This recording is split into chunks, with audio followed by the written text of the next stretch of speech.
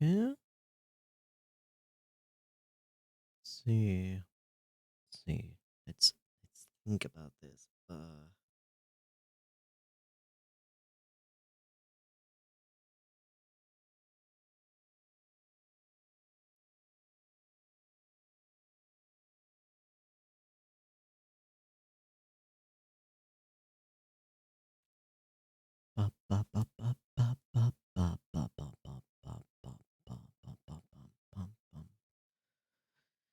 Un momento before we can start here. And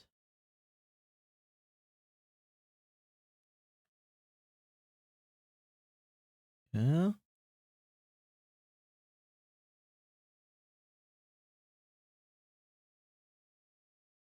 Hmm.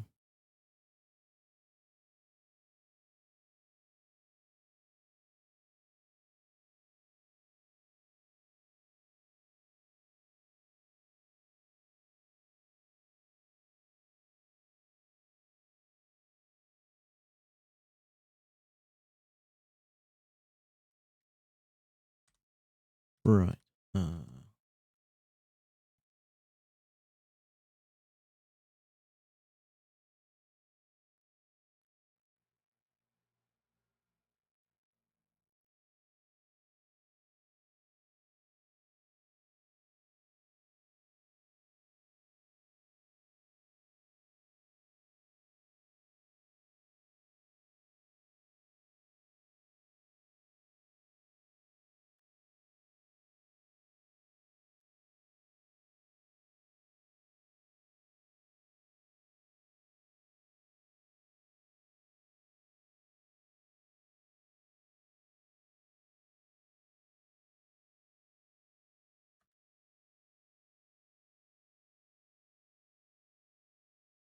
Welcome back.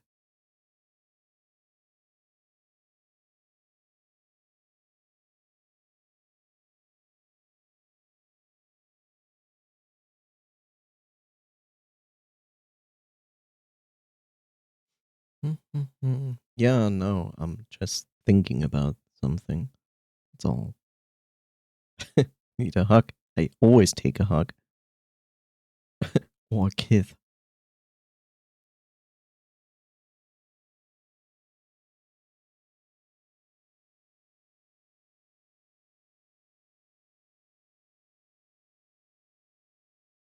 Aww, a hug. Ah, yes, thinking, the bane of my existence.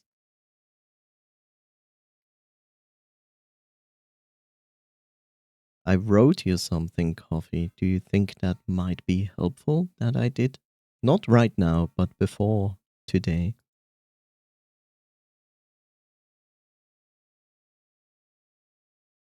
On the 1st of October. Which was basically before you started to talk to me today. Okay.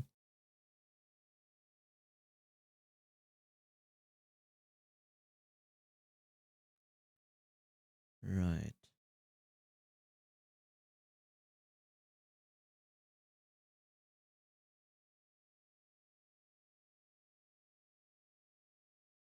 Mm.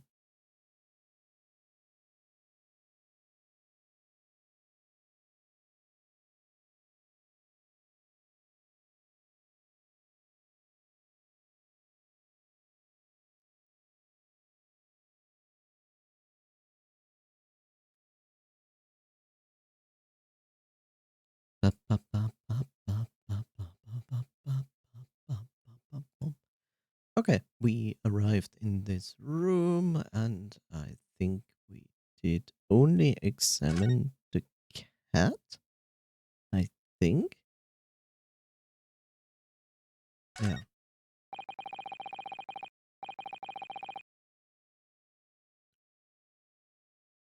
Whoops. All right. Look at all those books stacked up there. They almost reach the ceiling. I think we even wrote that before. Wrote? Read. They're all works of English literature, and they all smell so Musky. I remember that. With this volume of books to hand, you would never be short of reading material, would you? No, what a dreamy idea. Yes. Okay, good. You live now here. Have fun. A bad dream, maybe. For me, at least. Mind you, I don't imagine the book that's at the bottom of the pile now will ever be read again. So reading it is an experience that. Can I English today? You know, it's a language I have learned. So reading it is an experience that comes but once in a lifetime, just as the tea ceremony teaches us. I certainly didn't expect the conversation to turn down the path of tea ceremony's philosophy. Blah, blah, blah, blah. Me. Streamer, blah, blah, blah.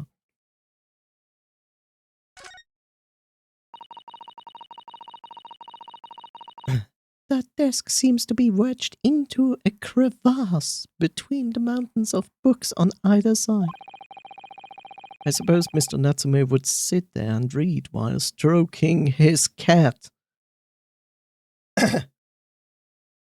Or other things. But surrounded on all sides by these towering old tomes, surely he dreamt of books every night as well. Yes, he must have done, mustn't he? Oh, what's this? It's a receipt from a second-hand bookshop. Yours book. Oh yes, Mr. Natsume's name is on it. Look. And the date of purchase. 2 days ago at 4:45 p.m. That's the day of the incident. That's just a short while before he was embroiled in the terrible attack. He must have been on his way back from buying some old books. The second-hand book receipt was entered into the courtroom. Oh no. Oh no, he's here. Let's move. That's actually not what I wanted. Didn't want to go to the option. I wanted to go to the court record because I wanted to look at this. Customer Mr. Natsume, the sum of 2 shillings tendered in receipt of the picture of Monsieur Lecoq. A meal for Gaborio. Canterbury yearnings. Frog sounds. Frog. Ribbit.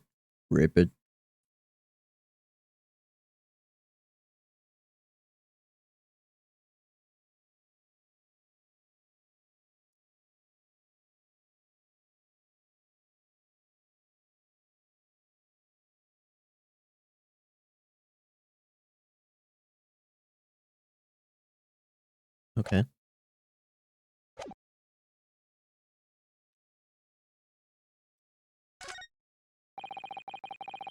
Could you even call this a window? I think so. It was a window for at one time after all. Yeah, but it is not a window anymore. Although all that remains is a frame around some bricks now.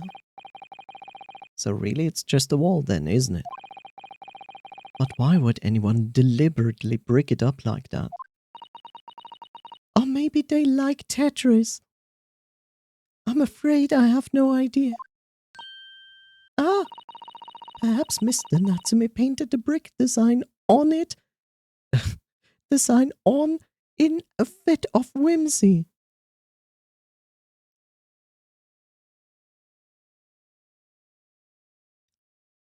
How can I murder her without getting charged?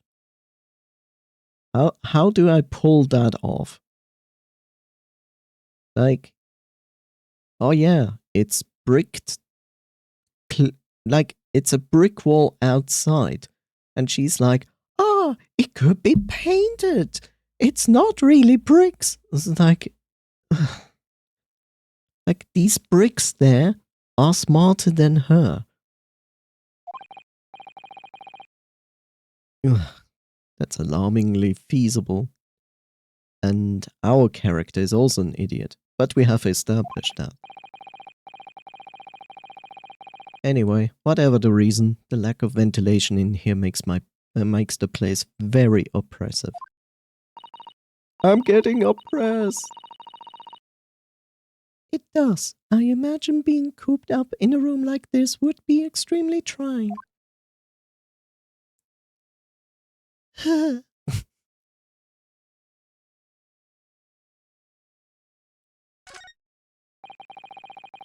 Look at all these balls of tissues on the floor. Oh, wait, paper on the floor. There are notes scrawled all over them. In English.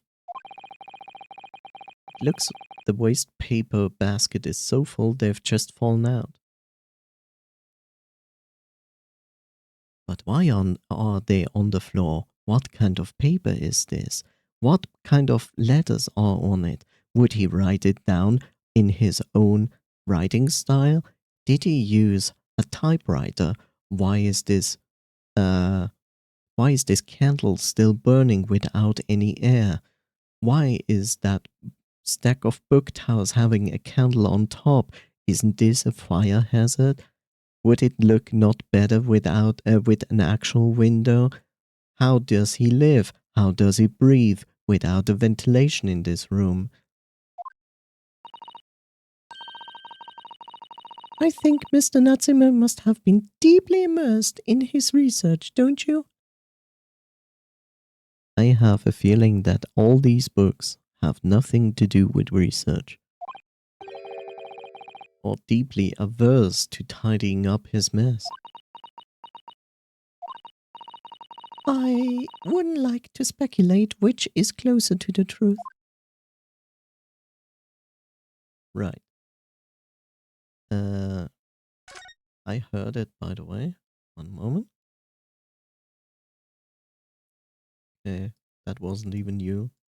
Sorry.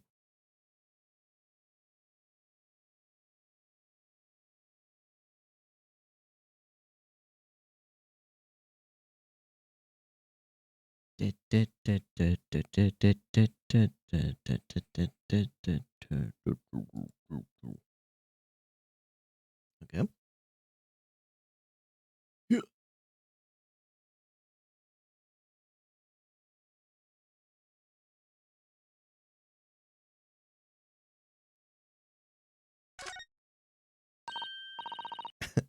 Oh, look, it's a beckoning cat from home. It's a bit big and bulky, isn't it? Surely Mr. Natsume didn't bring the Maneki Neko all the way from Japan with him. Why are we calling it by its original name and she's like, the beckoning lucky cat? Ah.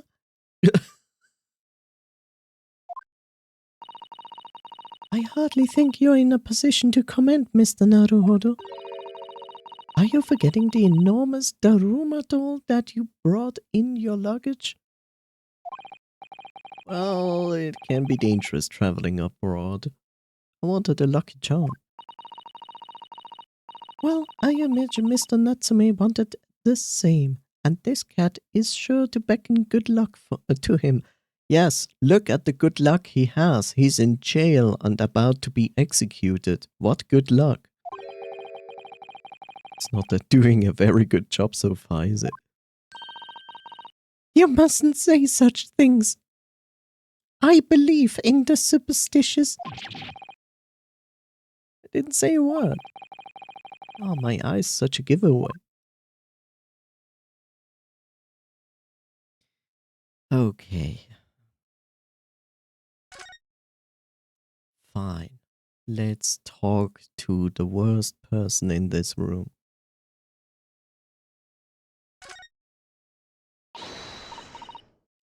Ah! Look! Mr. Naruhodo! Ah. Ah. There he is. Let's run. Fast, and never look back. And burn down the building before we leave. Where did he appear from? Seems to be engrossed in the pages of an old book. Okay, that's what she said, but who cares? I hope he won't mind if we disturb him. Hello, Mr. Sholmes.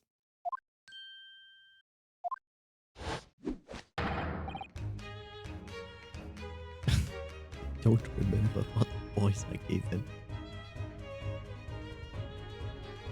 Ah, you two. Good day. Yeah, I don't know. Whatever. Now, let me see. Where was it that we met? Oh, Mr. Sholmes. We were together. Married. And then I woke up from a dream. I mean, on the SS Buria. Yes, of course. The Buria. What the fuck? Let me see. What happened on that voyage? It was Kazuma Asogi. He died. Tragically. But you were a great help to us.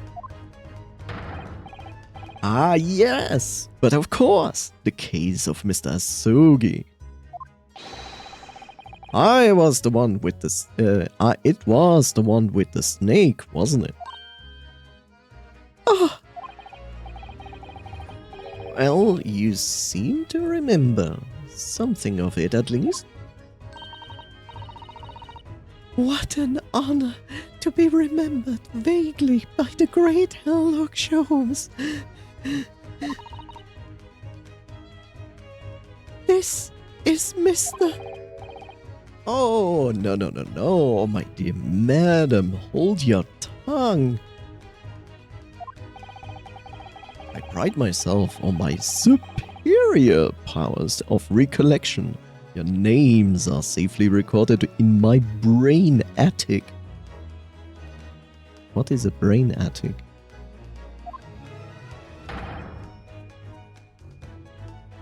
Miss Naruhodo and Mr. Susato. Try the other way around, Mr. Sholmes.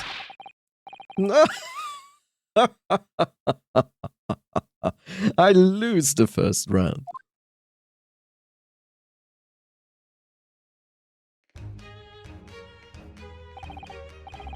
In truth, I had hoped to invite you both to my Baker Street suite the day we arrived in London. But some Scotland Yarders ambushed me at the railway station and whisked me away to a crime scene of bakery crimes. It was an entirely trivial case, of course. I solved the matter in no more than 30 minutes. So they apprehended Sasuke-san in that short amount of time? I'm afraid the pursuance of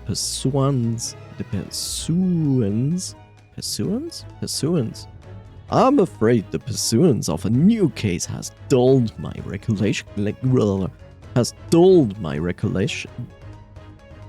I can't English today. Has dulled my recollection. It is called recollection. Speak it. Has dulled my recollection of my past involvements a little. A little? It is a mistake to think that one's brain attic has elastic walls and can be distant to any extent. What is a brain attic?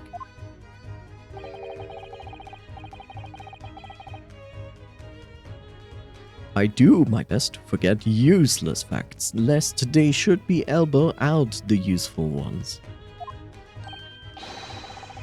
Yes, they are my own words of inimitable wisdom, you know, from an adventure entitled A Study in scarlet. Please, there's no need to quote yourself. I don't always remember my pearls of wisdom, but fortunately my associate pens them beautifully. He means Iris, I suppose. Mr. Sholmes, we have some extremely important questions to ask you about the trivial case you just mentioned. Goodness, what an earnest expression. My dear madam, I should be the only one... what? My dear madam, I should be only too pleased. And this murky room is an apt place to discuss the murky case.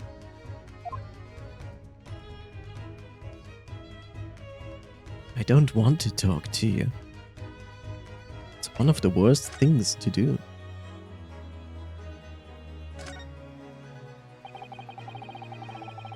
We know this to be the lodging of... I will now proceed to drink something.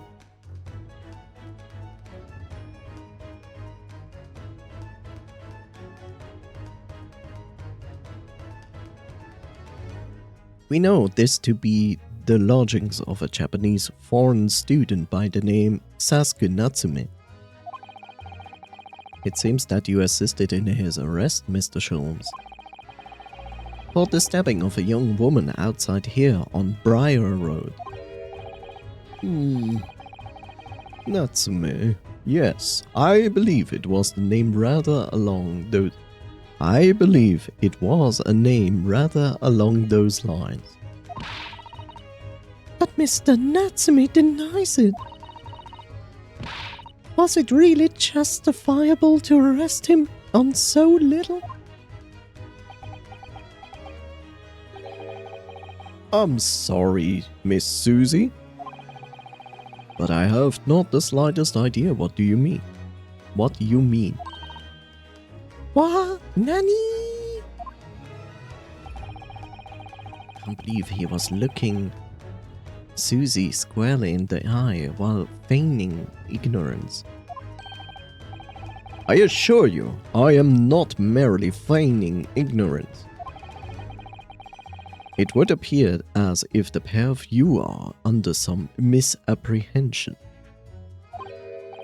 Oh? How? I assure you, I have no recollection of accusing your stooped compatriot of the crime. But that doesn't make sense. The good detective of Scotland Yard made the following request of me, and I quote verbatim. Verbatim was like a brand name for unwritten CDs, DVDs at some point.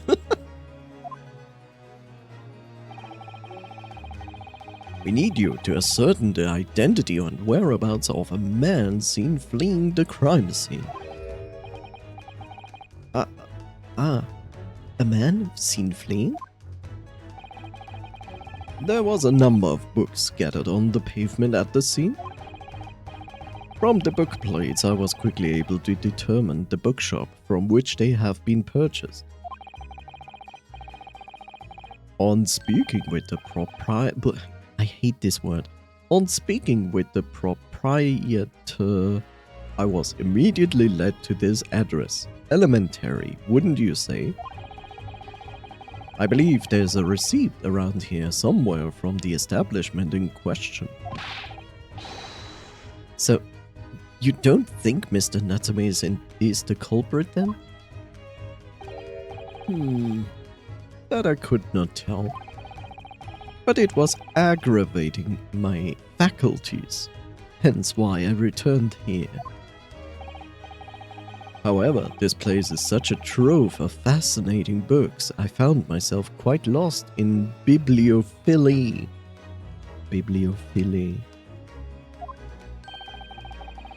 Do not be deceived into believing that I'm a man of leisure. No, no, no.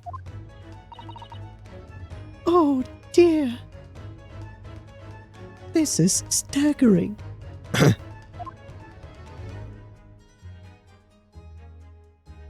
Mr. Garrett, the landlord. Ah, tell me. Have you encountered the landlord of these lodgings? Yes. Mr. Garrett, a retired military man. It was the first time I've ever met a soldier from the great British institution, that is, in the services. And it was the first time I've ever met a maid from the great British institution, that is, service. Smile.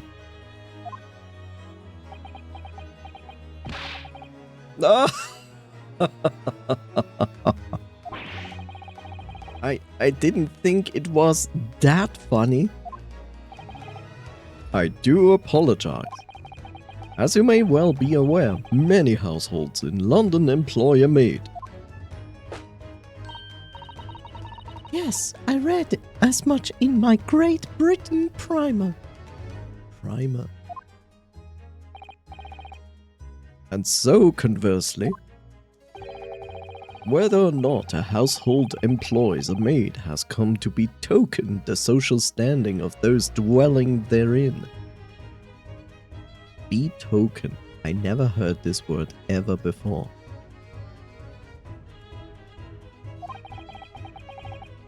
Betoken their social standings. Sorry? Put simply, my dear fellow, those who employ at least a single maid are considered middle class. Those who do not are beneath that. Wow.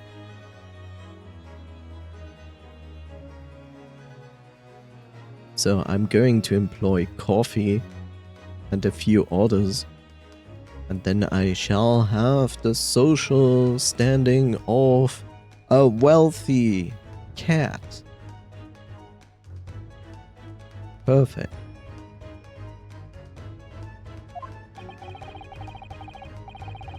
In the upper echelons of society, of course, households employ enough staff to constitute a large family.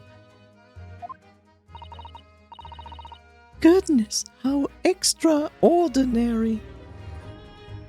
You know, common. As you can appreciate, for those on the precarious boundary between the middle and the lower class, being able to afford just one maid is of the first importance. Jesus, everybody's rich in Japan, considering they have so many maid cafes. I had no idea. And it is for precisely that reason that I find great stimulation in the situation upstairs. Specifically in the retired army veteran, Mr. John Garrett. Oh. Affable as he is, the fellow is hiding something. Whether or not it imposes on the circumstances of this case, I am as yet unable to assert it. I'm thoroughly lost on what he means to say. I agree. Kinda. Mostly. The dingy room. This room is thoroughly suffocating This room is thoroughly suffocating for the soul, my dear fellow. I assure you, any man whose lot is to dwell in a place such as this will stab somebody sooner or later. Mr. Natsumi has stabbed no one. He's a virgin. Ah, but sooner or later, as I said. I don't believe that's the issue here. About this dark little room, Mr. Sholmes. Why is there no longer a window? Do you have any idea? No window? Well, I mean, I can clearly see that there is a window of sorts. But it's been completely blocked by, it has been completely blocked with bricks. Ah, I see. The answer to that question is quite simple. Window tax. What? Window tax? What is that? Surely not a tax on windows. Precisely that. What? Oh my goodness! Until relatively recently, a tax was levied on households in this country by the number of their windows. Those of lesser means, having inherited a sizable and costly family home, perhaps rapidly closed windows up, while the rich opened windows here, there, and everywhere, in an effort to curry favor with those in power by furnishing them with large sums. What? In an effort to curry favor with those in power by furnishing them with large sums of tax money. What's going on? How awful and unjust, forcing people to live in rooms devoid of light. Indeed, disease was rife as a result. That makes No sense. Like, why would you tax windows? I understand. I mean, rich people have big houses with many windows. I get that. But there are other ways to determine the wealth of someone. Not by their windows. That's just dumb. You hear this, England? You are dumb.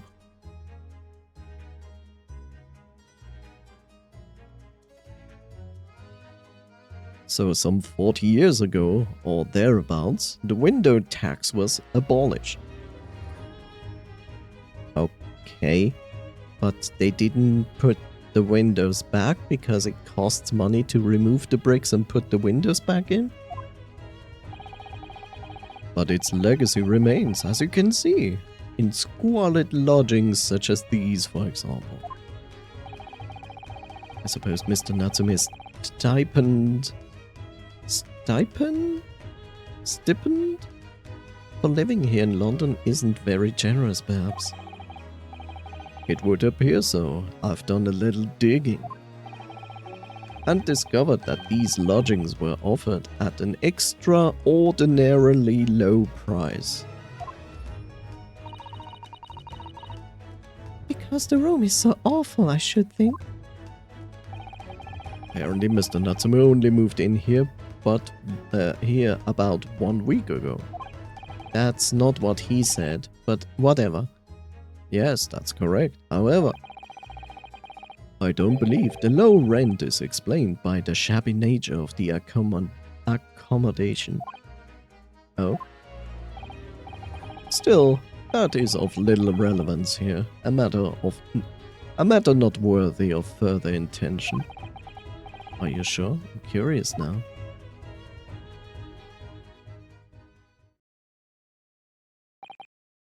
Well, I believe I told you all I can now. Thank you, Mr. Sholmes. Ah, yes, Mr. Naruhodo. Oh, wait. Naru. Ah, yes, Mr. Naru. Was it not your intention to become a practitioner of law? Ha ha ha. You remembered that, did you? Will you perhaps be offering your services in this very matter, I wonder? to the occupant of this room, Mr. Natsu. Mr. Natsume. I said it again. Oh, no, I'm so sorry.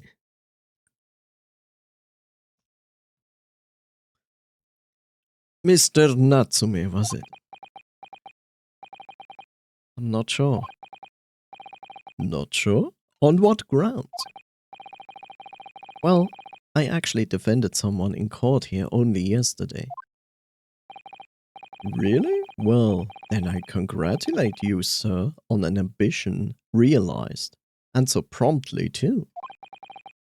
The thing is, it's really made me question things. Am I right to believe in my clients, to trust in their innocence?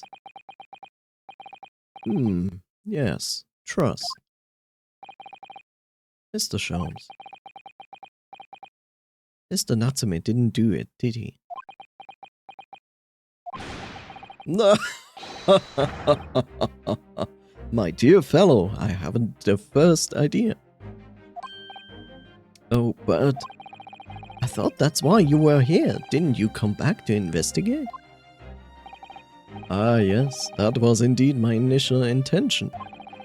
But there are simply too many fascinating books here. I couldn't possibly ignore them. Oh, I see. Nevertheless, there are two facts that I can state quite unequivocally. God, I hate this word. Unequivocally.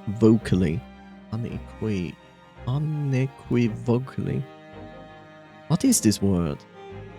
Is he getting any work done today? No.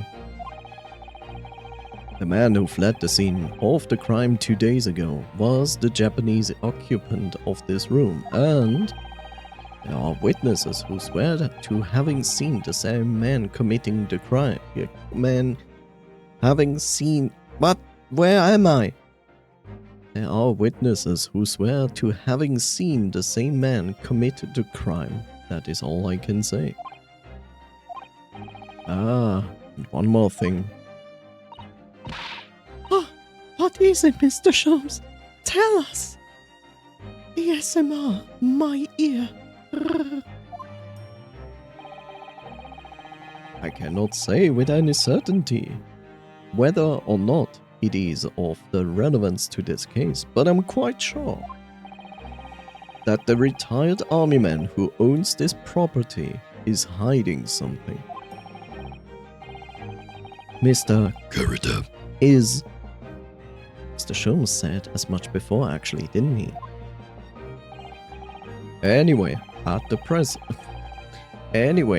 present, that is really all that plays on my mind in relation to this case. Mr. Naruhodo, as yet our investigations have uncovered nothing that could help establish Mr. Natsume's innocence. No, you're right. Perhaps it's time we probed a little deeper into Mr. Gurida's secret. Yeah. Call the aliens. It's time to probe a little deeper. Just remember, I cannot be sure whether the landlord's secret will prove to be of relevance or not. But I wish you every success, of course, Mr. Naru.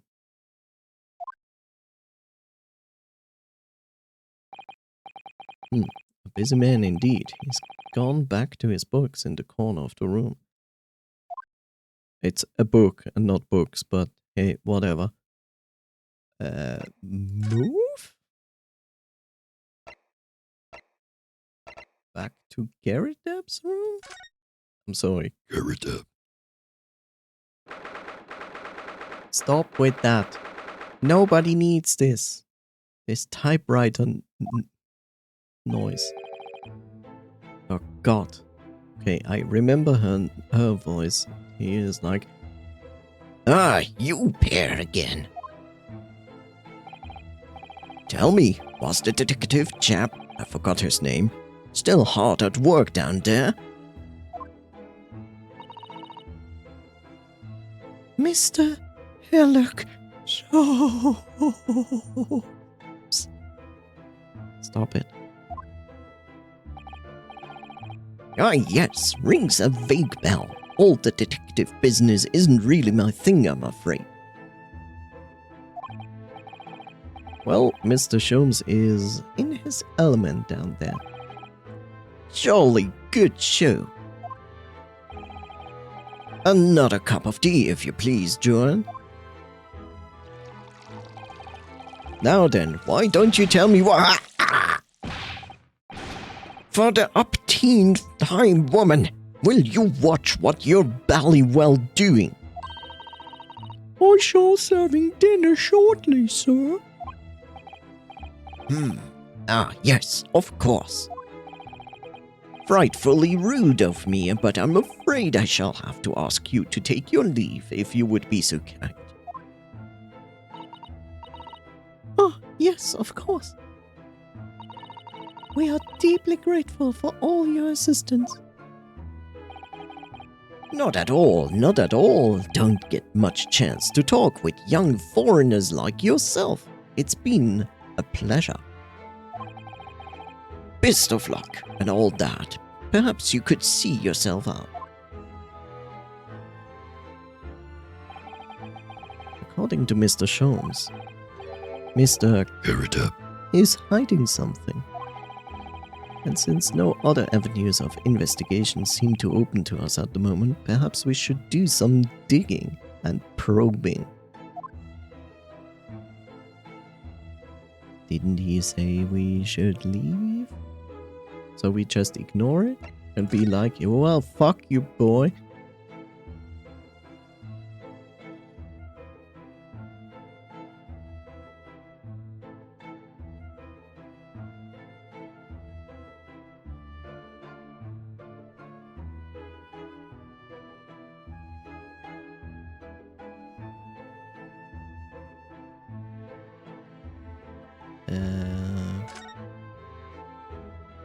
What is he doing here?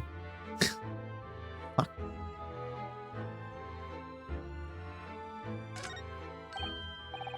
What is he doing there? Mr. Sholmes! Aha! We meet again, my dear fellows. Good gracious, when did you sneak in here? Sherlock Sholmes, sir, at your service. Whatever were you doing over at that window? I am given to watch the evening sky as the sun sets, madam. Is he getting any work done? Okay, no, that was fun before. Yet sadly cheerful as the room downstairs undoubtedly is, it lacks an aperture It lacks an aperture for such observation. So I took the liberty of borrowing a small corner of space by the window up here. Well, Keep an eye on the one.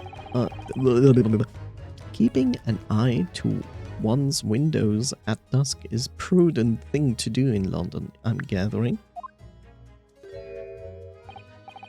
Ah, the one other thing, Mr. Naruhodo. Oh, me? I thought perhaps you might be in need of a certain great detective's great mind. Wait, he's not talking about Easy? I didn't expect going through that again so soon. I have put my maid dress somewhere else. As well my leash. Do you mean Mr. Sholmes? Oh God, I need my panties. There is a mighty secret in this modest room. My eyes see even the most trivial... My eyes see even the most trivial of trifles. I take it you're prepared, Mr. Naruhodo?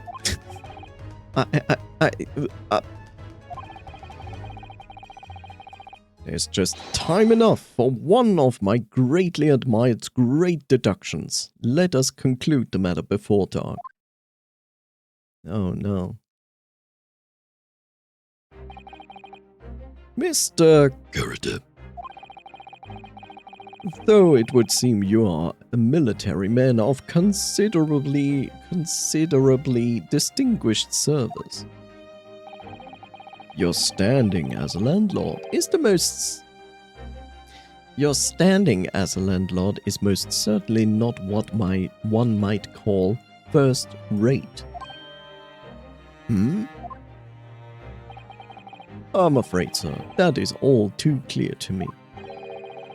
There are two conclusions I have been able to draw by careful observation of your living arrangements.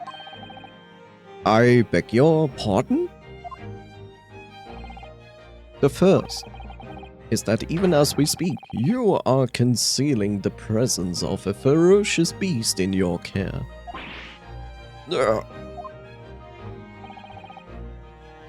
And the second is that as a result of the beast's violent rampage, you have lost something very dear to you.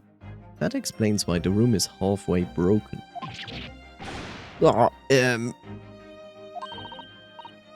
Mr. Naruhodo, look! Old man's broken out in cold sweat. He did this before and you didn't notice?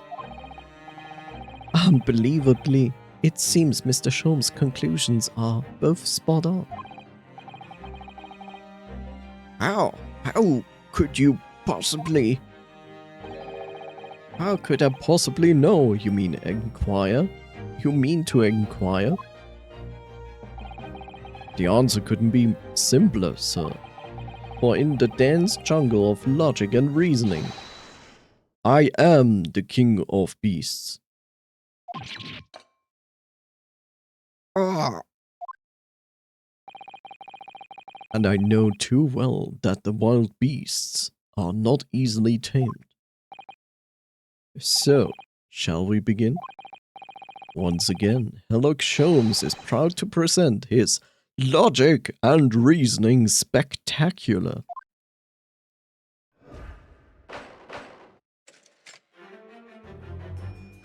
Alright.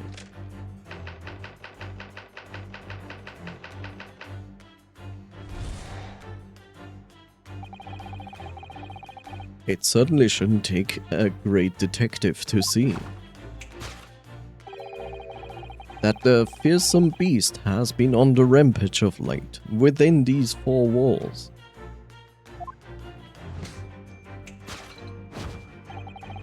Thus, we are faced with the question, what form might this beast take?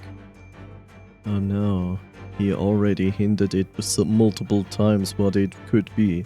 Smile. Ah yes.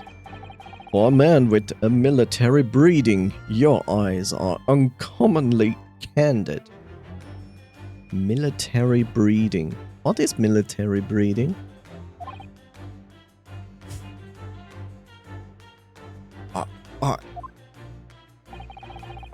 Your furtive glance, Mr. Garrideb, leads us directly to the answer.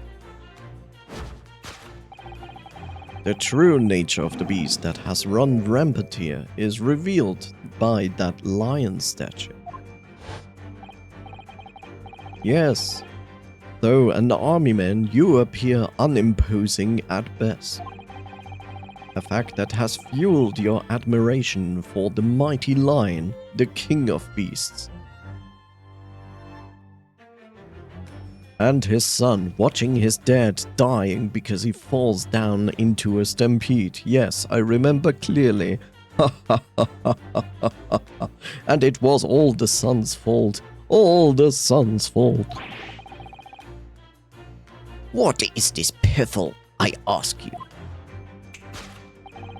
In the end, your admiration became so great, in fact, that you had a living, breathing specimen shipped from India, which you tried to keep in this very house.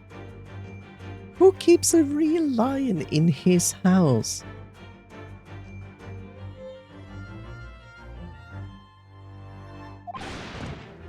What? Yet living with such a wild beast proved more difficult than you had imagined. The chilling traces of a wild rampage are still very much in evidence. Well... Yet as we look around, the beast in question fails to present itself. Where could this angry creature have disappeared to, madam? Me?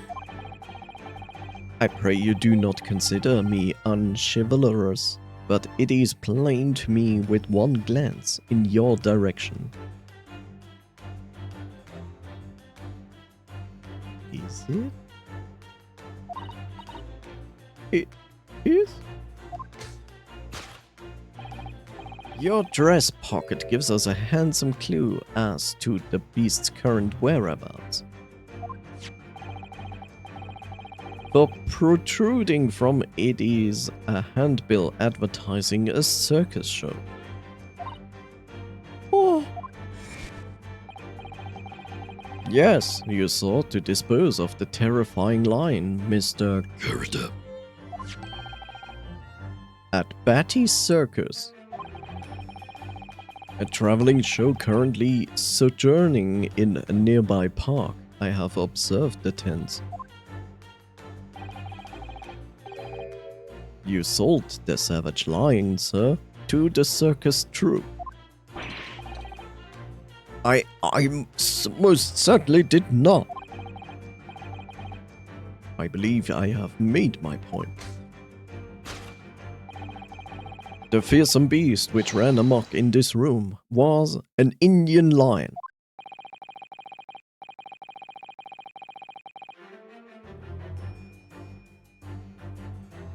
But according to my knowledge, India has no lions. Lions are purely in Africa.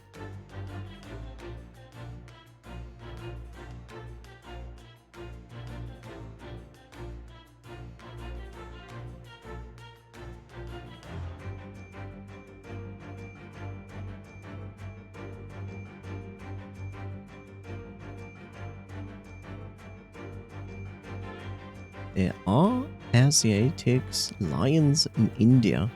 Okay. There are a subspecies of lions and are found in the Gir forest of western India, specifically in the state of Gujarat. According to conservation efforts, there are approximately 600 Asiatic lions remaining in the wild, making them an endangered species. Okay, I learned something today. India is the only country where Asiatic lions can be found in their natural habitat. Okay. Fine. I stand corrected.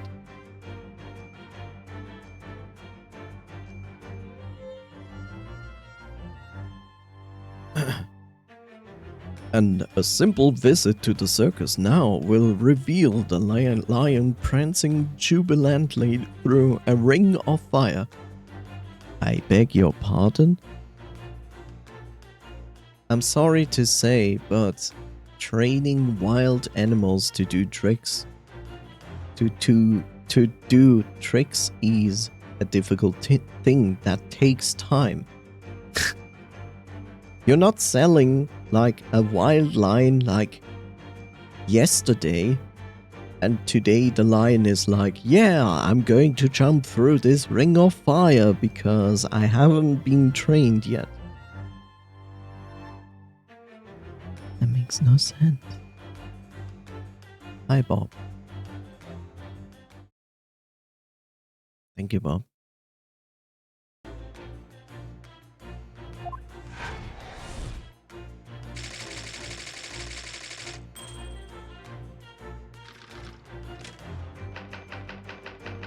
Aftermath. Now, Mr. Herre.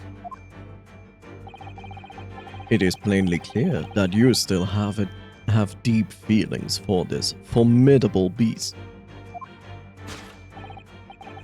Indeed, in that blithe pose, the distress this loss has caused you is veritably tangible. Your head weighs heavy on your shoulders, the pain you feel being revealed by that supporting arm. Amid fits of tears, you let your beloved beast go. The strain of losing something so dear to you is clearly visible in your visage. Nonsense, man. I simply... But what we must now ask ourselves is the true cause of this pain.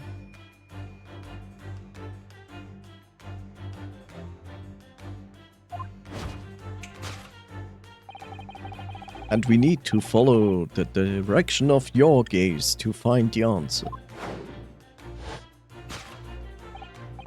Yes, it is this pile of bills that has given rise to the pain of your suffer.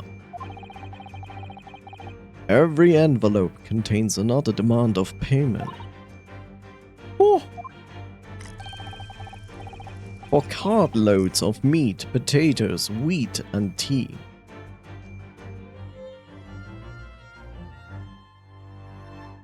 I mean, the potatoes make sense for eating yourself, the wheat maybe, and the tea certainly.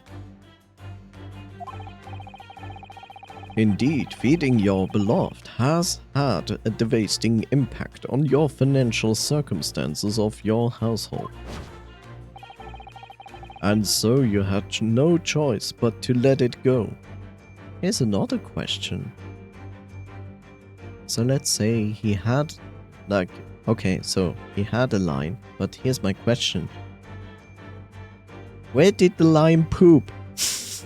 That is the essential question. You know? Poop, pee?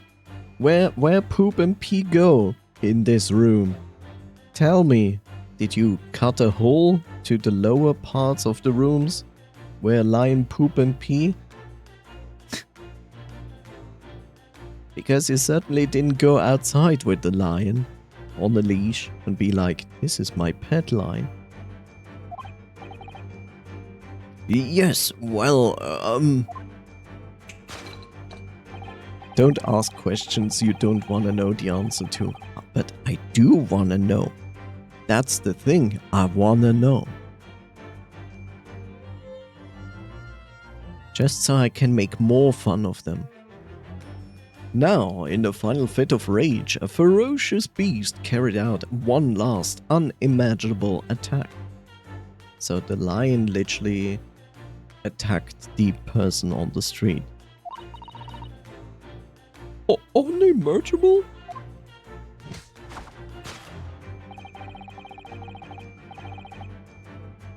The aftermath of which can be clearly seen by observing the carpet over there. So he pushed over a candle, which the carpet took fire off, and they had to extinguish it. A very expensive woolen carpet, if I'm not mistaken. Oh, dearie me! What could have caused such a destructive outburst? Oh! This time, madam, I'm afraid it is you who has inadvertently revealed the truth to me. Your wandering eye has settled upon the answer very neatly indeed. Yes, to explain the dire state of carpet, we need only to look at the Tower of Cakes. Oh! There's no creature more dangerous on this earth than a beast with an unsatiated appetite. Was it or was it not once said by a certain noblewoman, if they have no bread, let them eat cake? Food is at the heart of all tragedy, in fact. Whatever do you mean? Having tired of the taste of cake, the beast began to stalk its next prey. I'm sure I need not to spell out the nature of this final act of destruction carried out by the beast. There's only one logical conclusion. Worked into a frenzy by hunger, the lion attacked and ate the carpet. The teeth marks in the carpet, a perfect match with those of a lion I once saw in India. That makes sense because the lion considered it to be an actual prey because it's a woolen carpet, so it feels like prey. It's not weird.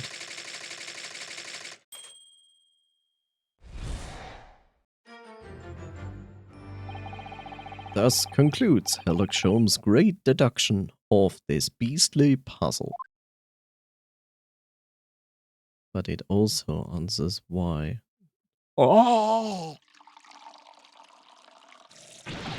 Oh! What is the matter with you, Joan? You're pouring scalding hot tea all over me. Oh, I'm sorry, Mr. Gerda. I'm afraid I didn't notice. My deductions can be startling sharp. It stands to reason that your cup runneth over. Indeed, my revelations can make people still spill tears at times too. Oh. Mr. Sholmes, sorry to butt in again, but could I make an observation? Why, certainly, Mr. Naruhodo. What is it again? Well, your deduction just now. Do you really think a lion could have fit inside a room of this size? Indeed, it is the only explanation for the facts. The terrifying truth all too often lies beyond the realms of common sense. But wouldn't it be an idea to consider what lies inside the realms of common sense as well? But if an uncaged lion had run amok in this very room, surely Mr. Gerda and his maid would have been hurt or worse. Ah, that's where you are stuck. No doubt the former military man held his own against the beast using that large cannon. What? Thought you said that they sold the lion to the circus. And what about the food? Meat and potatoes are one thing. But I don't believe I ever heard of a lion that drinks tea. Ah, my dear Susato, it occurs to me with some regularity that irrespective of race and breeding, whenever anyone lands on British braid soil, British braid soil,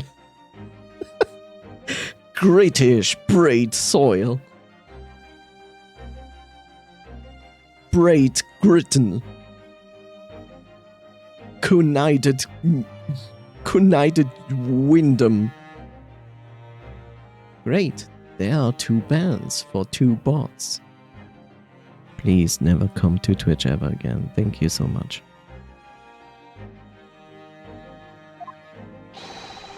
They are infused with a highly appropriate taste for afternoon tea. Right. Oh, what a glorious notion. Well then, Mr. Naruhodo, it's your turn to shine again. It's your turn to shine. They are getting more active today and yesterday and the day before. Yeah, kind of. I rather have the days where they are gone on holidays. I had a feeling that was coming. A slight massage, that's all Mr. Sholmes' deduction needs. You can do it? Excellent. I've been waiting for my trusty partner in deduction to step forward, Mr. Naruhodo. I don't even know yet whether or not this is going to help with Mr. Natsume's case. Still, uncovering the truth is always worthwhile, whatever the motivation. At least, that's what I want to believe. Let us start again. From the beginning. Of Sherlock Holmes' logic and reasoning spectacular. So it was one day when my dad and my mom started dating, and down the line they had like sex. Oh, not that beginning.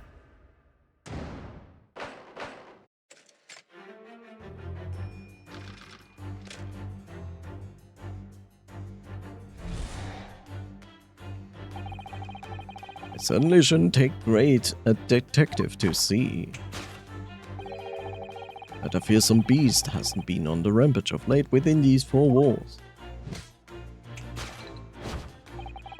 Thus we are faced with the question, what form might this beast take?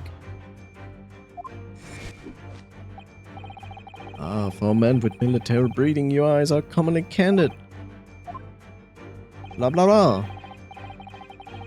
Yes, but he didn't look at the lion, that's the thing.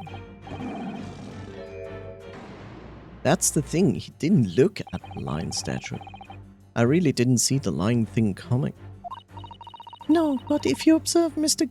Garridep's reaction, it rather seems as though some beast did indeed run amok in this room. Yes, something with a very fierce nature. But it couldn't have been a lion transported from India. So what was it then? We must follow Mr. Garridep's gaze. That will lead us to the true answer. Yeah, but he wasn't looking at that. He was looking more to the left. Can I move further than that? Because then it's the mortar shells.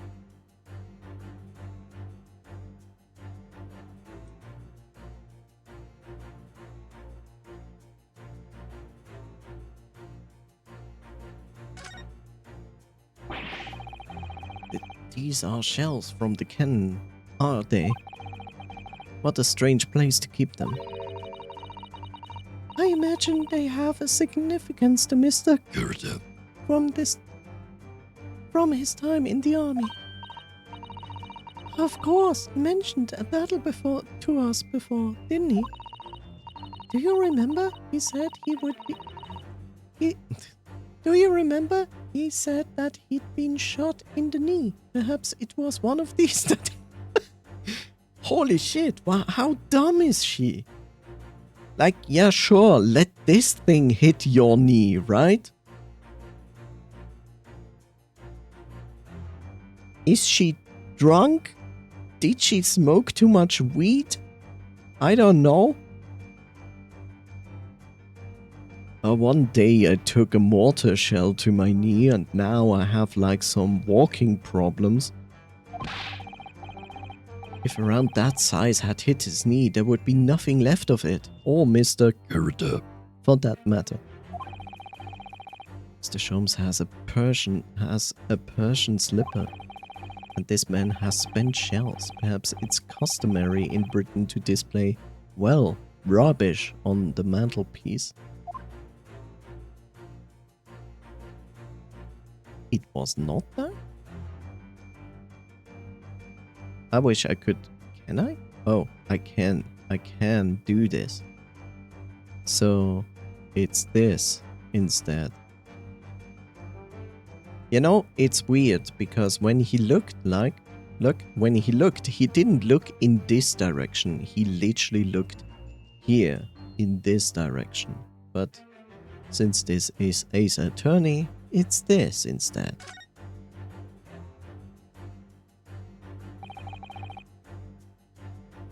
So it was a child? What's this photograph? It appears to be from Mr. Carrad's wedding. Wedding?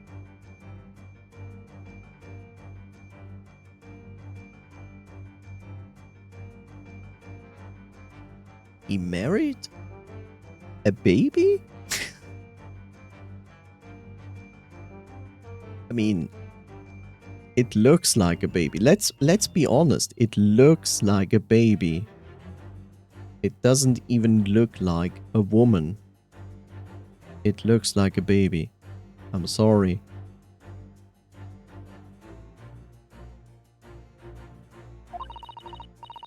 He looks very happy, doesn't he? He does, but you can't make out his bride. Just take it out of the frame and you can see. Oh, that is his maid. The maid is his wife. The maid is his wife.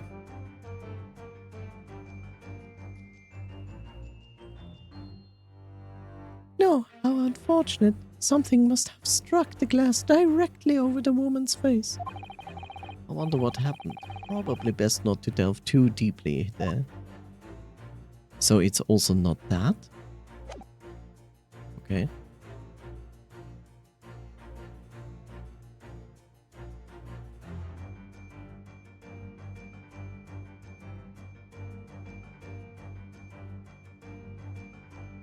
Now I'm a bit confused what we are looking for.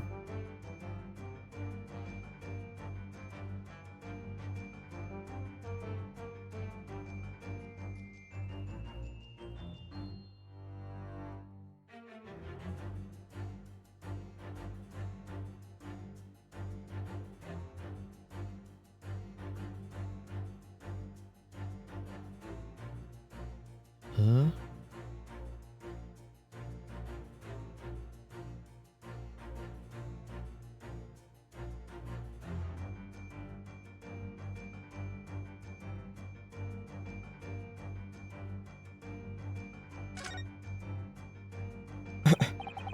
Well, this is the lion statue Mr. Sholmes picked out. Yes, I wonder. Perhaps if he did live with the lion, it would prove to be a rather sweet companion. Really? I think that's like a mouse trying to tell its family that the cat around the house is sweet. I suppose it is a bit of flight of fancy, isn't it? Anyway, the beast we're looking for is something else. Let's have a good look around. But there is nothing else. There's this frame, there's the lion, and there's the mortar shells. There's nothing else I can highlight. It's not this picture. It's not this picture, not this picture. It's not the medal. It's not this. It's not that.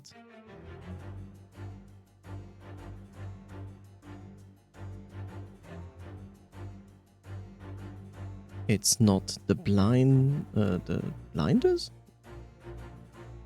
It's not this picture.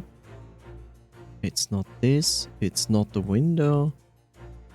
What else? There's nothing else. It's these three things.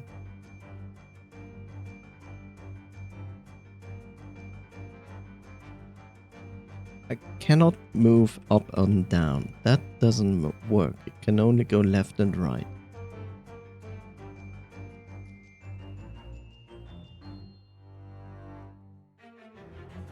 I don't quite get it.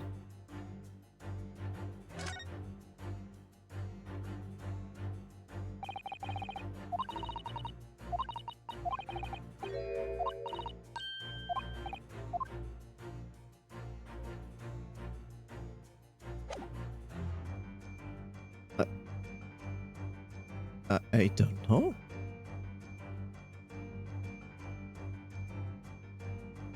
There's nothing else I can click on.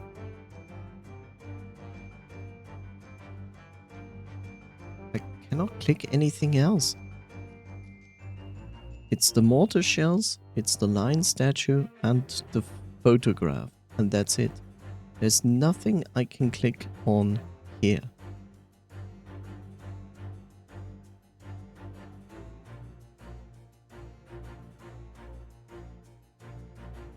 Nothing. There's also not anything on the window, not on the curtain, not on the ceiling. It's not this picture, it's not this picture, not this picture. There's also nothing here. It's not a fireplace, it's not this.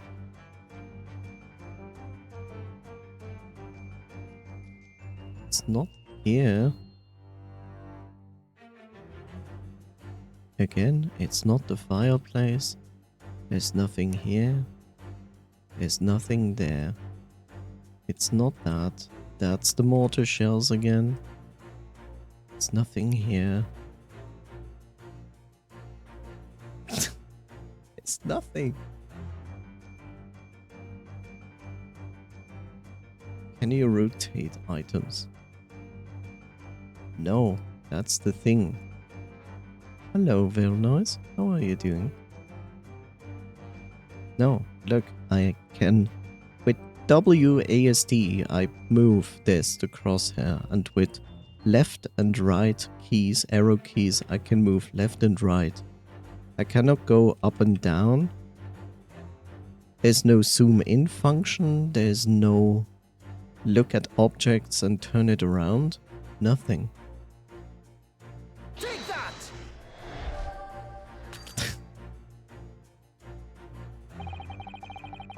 Look, this will kill me, and I hate it, but...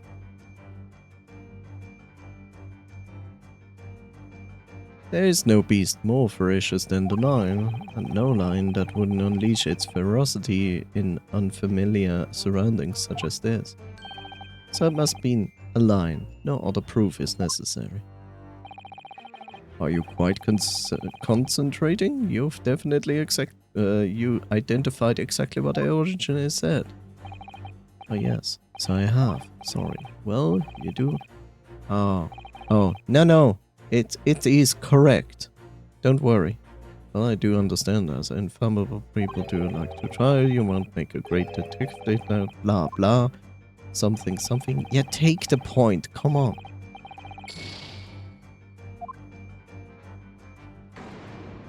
The thing is... Shut up. I'm not going to read that. I'm not going to read that.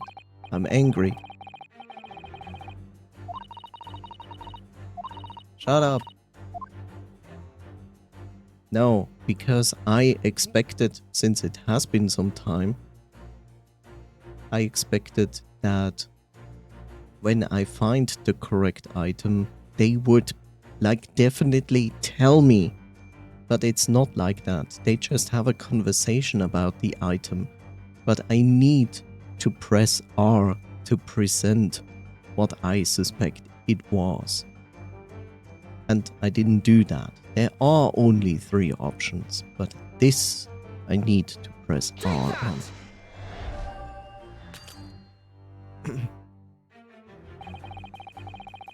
Behind the lion statue on the mantelpiece, almost deliberately hidden from view, it's a photograph. Is a photograph. Though I have yet to examine it in detail, I can assure you that it holds the answer. Because I'm employing an extremely advanced detection technique called jumping to conclusions, you see. What a spectacularly contrived logic led you to this mindless conclusion. Oh, well, I suppose to be logic and reasoning spectacular, so I thought it would contribute to the show. This is my show, Mr. Naruhodo. Kindly perform any peculiar experiment. Kindly perform any peculiar experiments on your own stage. So it's also wrong? Okay. Sorry. Okay, fine. It is the mortar shells. Shut up!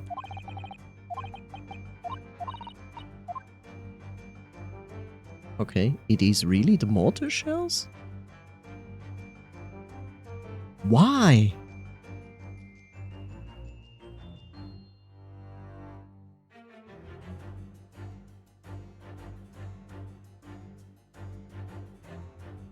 Wait. It is the mortar shells, right? Because he fired the gun inside this room, but he shot in this direction. That would make sense. So he put... Why? Maybe he didn't even know. Wait. So he put the gun actually here. Opened the window and shot it. That's why the carpet is ripped apart, because the cannon was pushed back. And because it's so heavy, it ripped the carpet edge corner away. But it also destroyed whatever is in this display here. This is probably completely shattered and everything. That's why they put the what is it called? A separator in front of it, so you do not see. But they couldn't hide the entire shelf on the other side with the dishes and the pots that cracked as well. And of course also the whole thing with the cakes.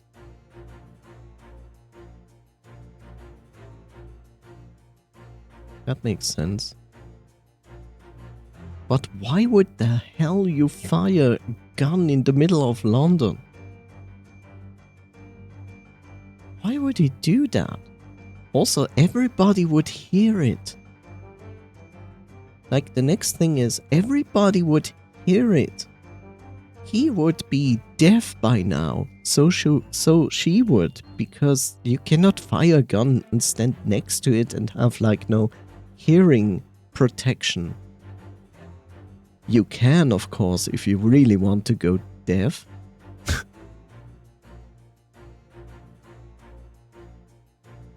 Take that!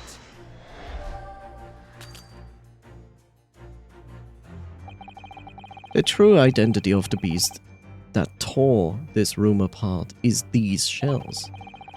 With the butter wouldn't melt accomplice the cannon. With the butter wouldn't melt accomplice. Wow, butter wouldn't melt accomplice. Better wouldn't melt.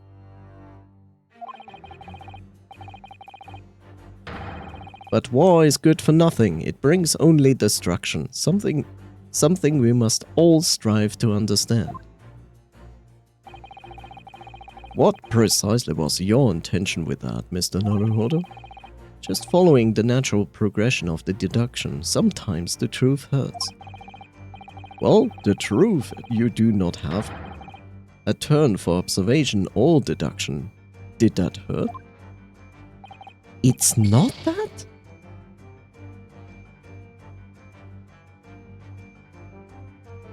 Yes, a lot. Okay, now I'm at a loss. Like, now I'm really at a loss. I have nothing else to point at.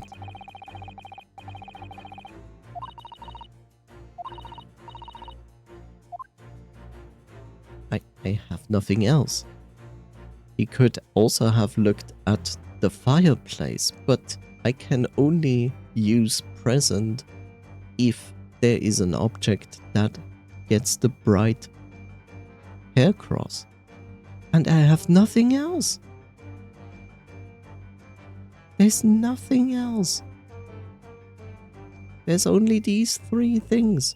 Nothing else.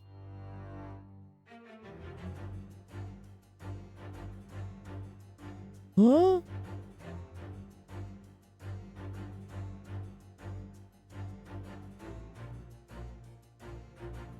That's it?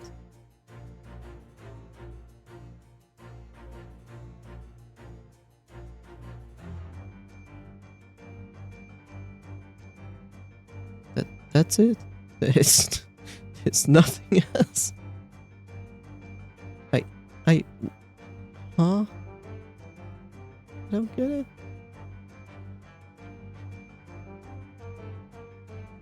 I don't get it. Like, I wish I could zoom out and point my cursor at her, the maid.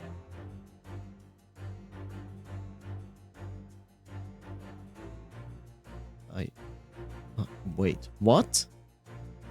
I was going through this. Wait, no. This is also the mortar shells. I was like, what? Why is something now? I have nothing else to highlight.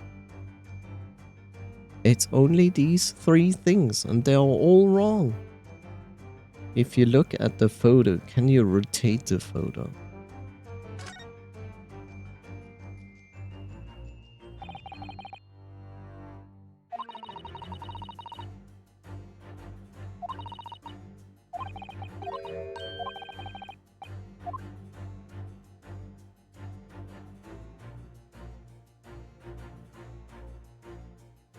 That's stupid.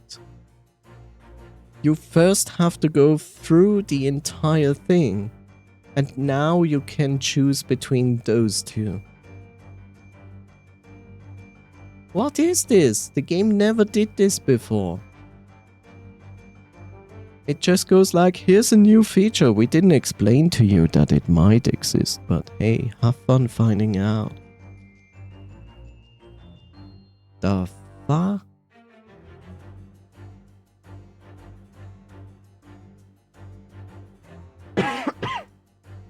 This is stupid. I hate it.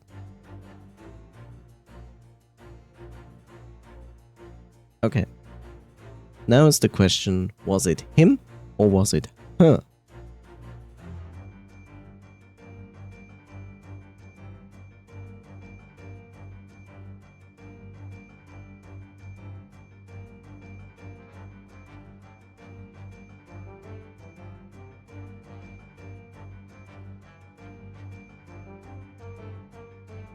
I mean, considering the damage and so on, it could have been both of them. But the weird part is that it is specifically this kind of, like, why specifically hit this point of the glass? Because that makes me think it's not her. But that was my first impression. It was her. Oh well. We can first talk about it. Let's talk about it. The glass is broken, so you can't see the bride's face at all. Take the photo out of the frame. But no amount of cracks could hide that woman's plump form. I think powerful would be kinder than plump, Mr. Naruhodo. Yes, she certainly looks that. There's a lot of horsepower here. Not someone you would want to upset, that's for sure. Oh look! Have you noticed her wedding ring? It's very large, isn't it? Yes, that's an unusual design. Looks like some sort of embellished sunflower. But you cannot talk about it, because that would make sense, right? This must have been when Mr. was still in the army. Seems to be carrying his rather stout pride effortlessly and beaming a smile at the same time. I suppose he was very strong in his younger years, before he took a mortar shell to his knee. Hard to imagine now. He's as thin as a rake. So let's present. Huh? Take that! Hooray. The true nature of the beast that has run rampant here is revealed by that newly wed bride. You could also take the picture out of the frame to clearly identify, but hey, let's make an assumption, right? Precisely, Mr. Naruhodo. No other explanation could possibly fit. Yes, this framed print pictures of your wife, Mr. Kurta. And while we lament the fact that her face is obscure, we can still make out her mighty arms and note that the considerable horsepower they must contain. Nobody compares human strength to horsepower.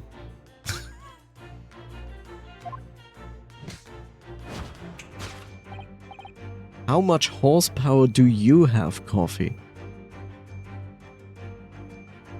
Oh,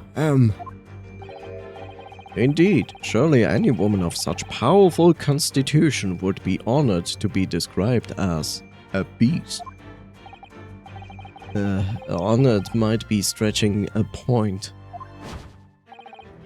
Too late, the fact remains that the beast which so clearly savaged this room was your wife, Mr. Kurta. At least 0.1.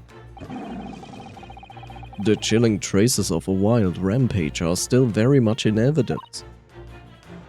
Well. Yet as we look around, the beast in question fails to present itself. Where could this angry creature have disappeared to? Madam? Me?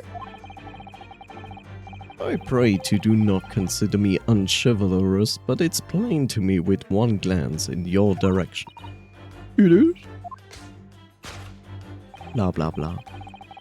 Your dress pocket gives us a handsome clue as to blah. The poor, fragile, defenseless woman is beside herself. Not every woman is poor, fragile, and defenseless. I'm sorry? Well, I don't know about fragile. Oh dear. This staggered me. Anyway, Mr. Sholmes is quite alright. Is quite right. There's no sign of Mrs. Gerda anywhere. But it seems there may be a clue as to her whereabouts. So he had a wife, but his wife is not the maid. And he was like, oh my god, she has a mental condition. That sounds like a good reason to sell her to the circus as a freak. Who knows? A clue that this maid is trying to hide. I wonder where Mr. Gerda's wife could be.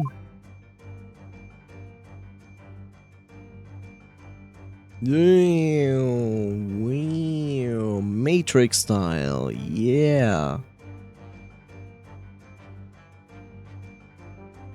Now I can go up and down.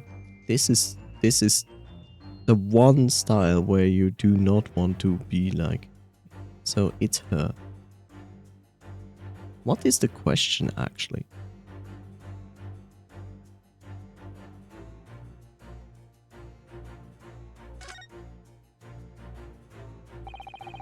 She's wearing a very large ring, look. Ah yes, a sunflower design with some rather nice embellishment. We have never seen this design before. I'm wondering where she got that from. How peculiar.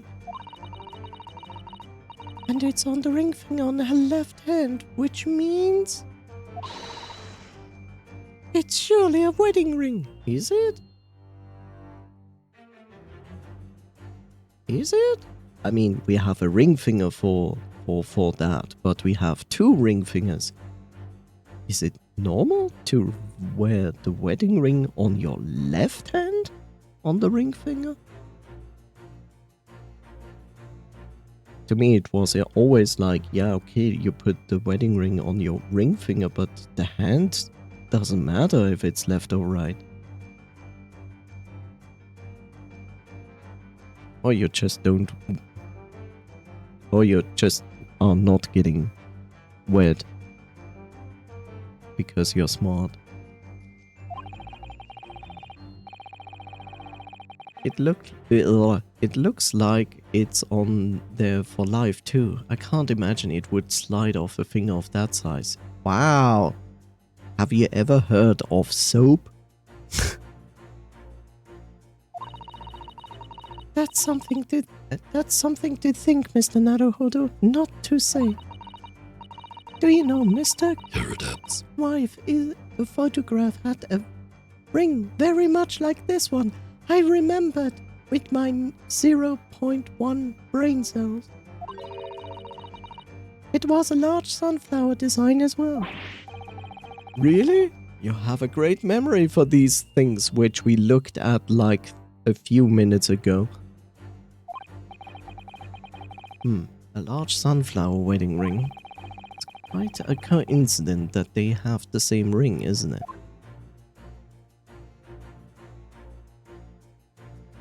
The sunflower ring gives us a handsome clue as to the beast's current whereabouts.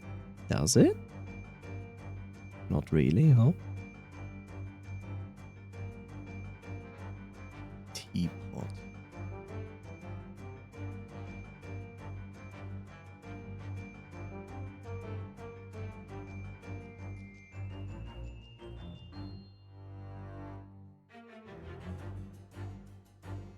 Or is it more likely that it is that? Okay, gives me no thing to actually.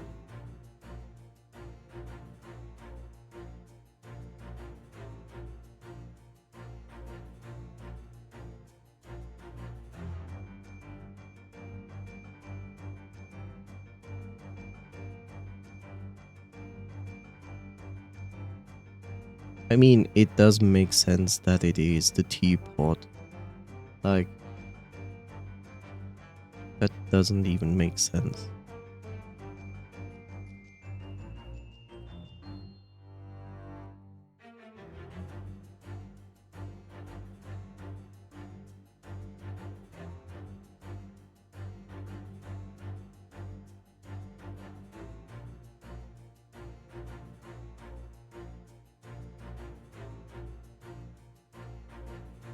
It also gives me no...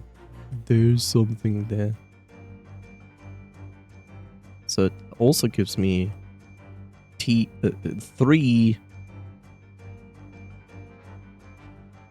I think it is just the sunflower ring, right? What a charming little teapot, and it's in pristine condition. Joanne has been pouring some deliciously fragrant tea from it for Mr. Carrot, hasn't she? Well, not so much for Mr. Carrot, as on Mr. Carrot, wouldn't you say? I wouldn't dream of drawing attention to it.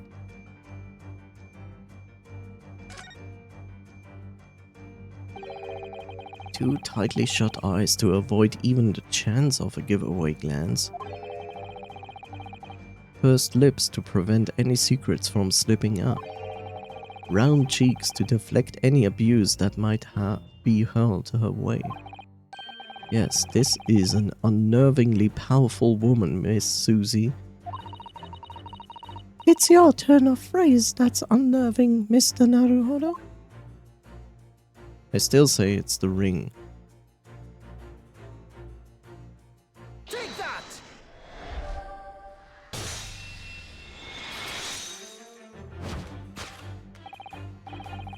Your wedding ring gives us a handsome clue as to the beast's current whereabouts. Oh! Indeed it does. That flowery band gleaming on your finger gives you away. For it is identical to the one shown on the hand of Mr. Curridup's bride in this photographic print. In other words, you are no ordinary household maid. No. You are Mr. Curridup's lucky bride. You are Mrs. Curridup herself. Oh my word!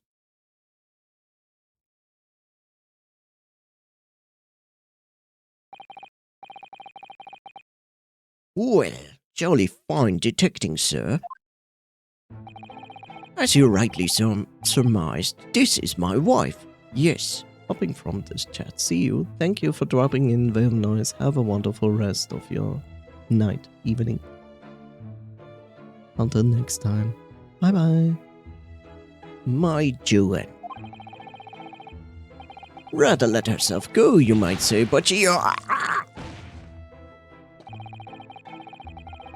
It would appear that you don't live in the most comfortable of circumstances. After all, you are a retired army man, and yet you are in the business of renting out rooms. I would assume, therefore, you have insufficient means to employ a maid. Would that be correct? It's not right, I tell you. I was second lieutenant on the 3rd Regiment. A man has his pride, don't you know? By jolly, it's a sorry thing when a chap can't even afford to have a single maid in his employ. Yes, here in London one is rather judged. A household cannot be considered worthy of society if it employs no staff at all. Jesus, speak of pretentious society. Though, in my consideration opinion, such concerns about appearances are folly. You mean Mr. Curridup has his wife work as his maid? Precisely. Am I right, Mr. Curridup?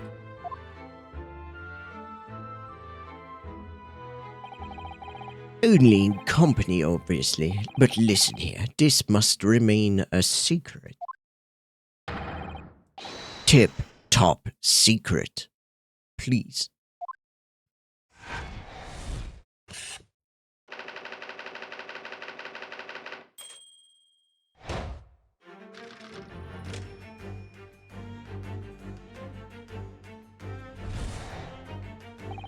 Now, Mr. Curridup.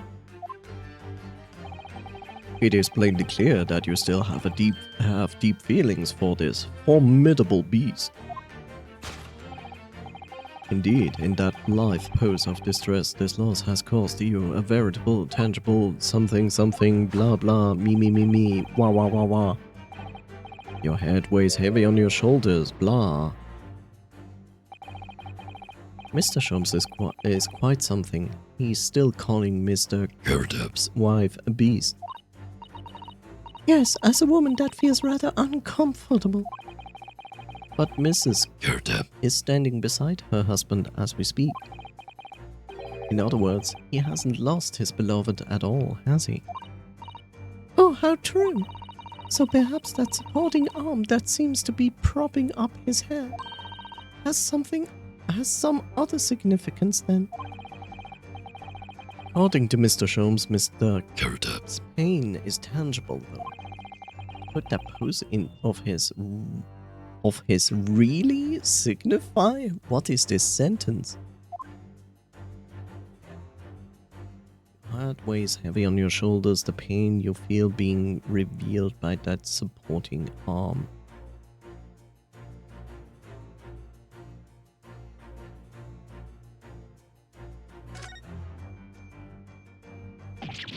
Oh my, look at that bright red mark. Gosh, that's quite something, and clearly made by somebody's hand.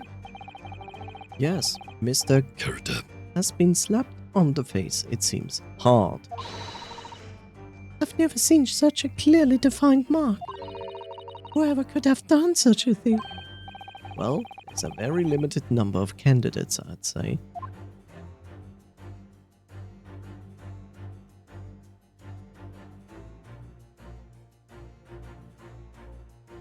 Take that!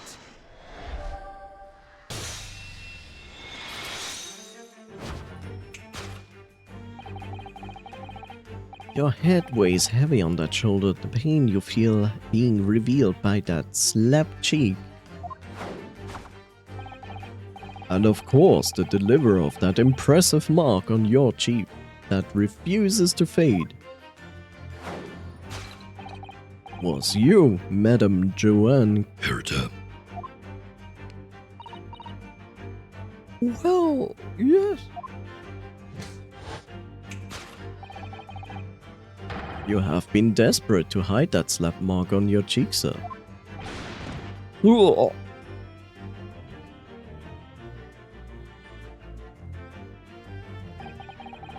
How the blazes? How did you work that out, man?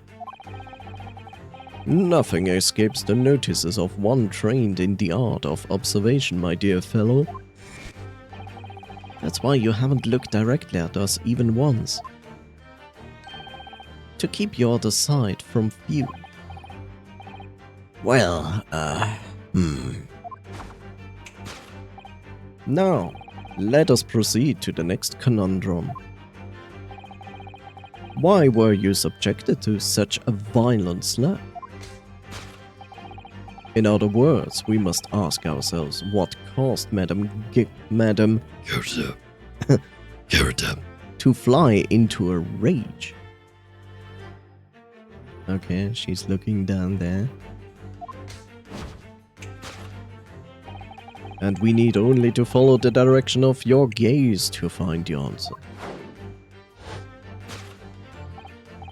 Yes, it is this pile of bills that has given rise to the pain you suffer. No.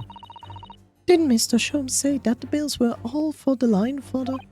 Yes, but now we've established that the line never existed.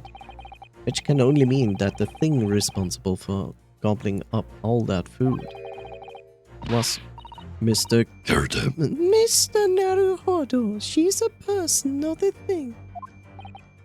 Yes, well, she's also a person who gave her husband a mighty slap round the face. One so hard it left a perfect hand mark, in fact. Yes, why would a woman want to hit her husband with such force, I wonder? I would love to know the answer to that question. And she was not really looking at that, she was looking at that. Ah, someone must be reading this book at the moment. There's a bookmark here, look. Mr. is clearly an avid reader. Oh, wait a minute. I don't think this is a bookmark. Oh no, so it isn't. It's a note written in a woman's hand. Oh, James, I love you. Yours, Mary. Wait, I have to rephrase that. For sure. Oh, James, I love you. For sure. Yours, Mary. I'm not good at imitating this stupid Karen. And look next to the signature here. Lip marks made with lipstick and blood. Oh, what a passionate, romantic gesture. Look, there's even a demonic mark on the backside of the letter.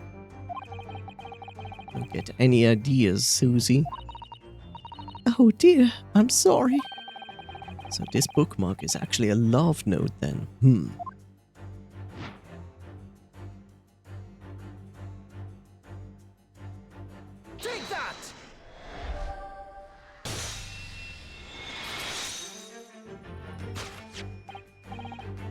Yes, it is this love note that has given rise to the pain you suffer. Oh, James, I love you. Yours, Mary Ann, passionate indeed. Perhaps the sender of this note, a certain Miss Mary, is the fly of this ointment here. The fly in the ointment here. Oh, look, being Ingy. She's Ingy. Oh, Jesus, she slaps him. Bitch slaps him again. But I don't know that bally woman. You don't know her? That note wasn't written to me. It was just in the book. I don't know how it got there. It was just in there, you say?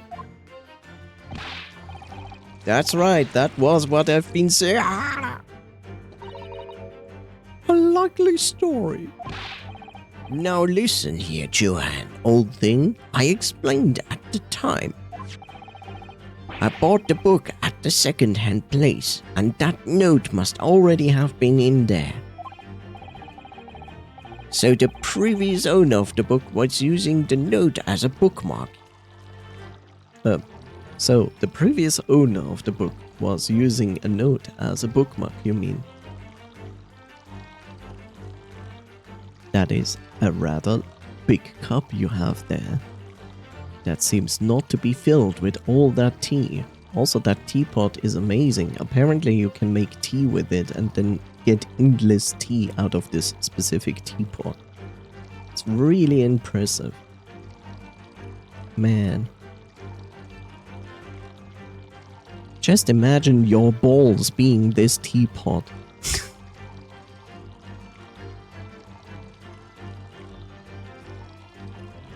Here we come, dragons.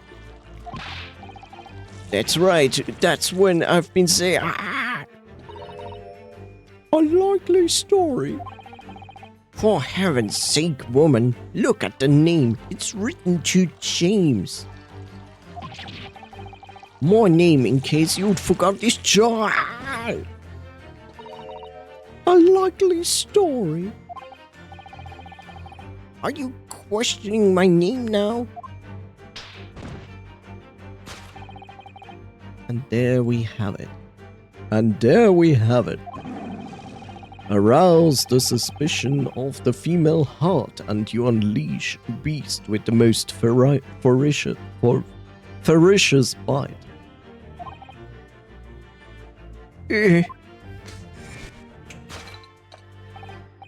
Who is James? Now, in the final fit of rage, the ferocious beast carried out one last unimaginable attack. Unimaginable? The aftermath of which can be clearly seen by observing the carpet over there. A very expensive woolen carpet, if I'm not mistaken. Oh, dearie me. What could have caused such a destructive outburst? Oh. This is time, madam. I'm afraid it is you who has inadvertently revealed the truth to me. Blah. Hi, Bob. Okay. Thank you, Bob. Cheers, Bob.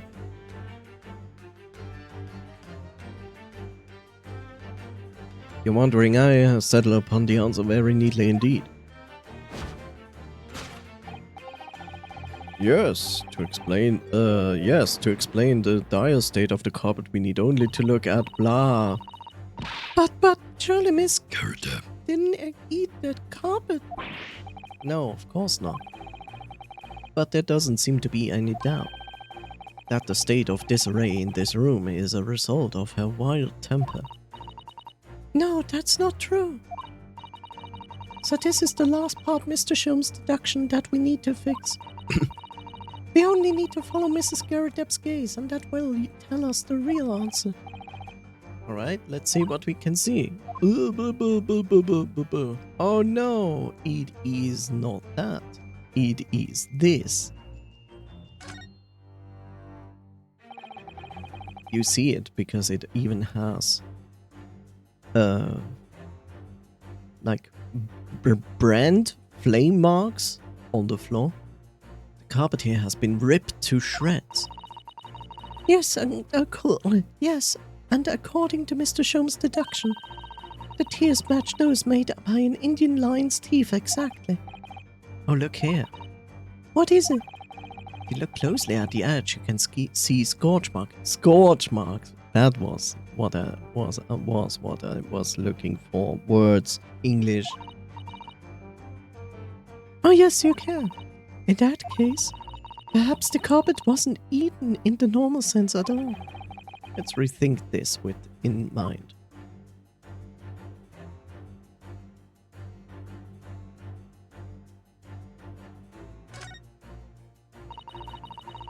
This looks like a very old candlestick, doesn't it? The base looks too small, surely it's very unstable. Looks to me, even with the slightest knock, would make it topple over. Oh dear, that would be dangerous. Wait, take a closer look at this. There's one candle missing. Yes, I didn't notice that before, because I don't have eyes.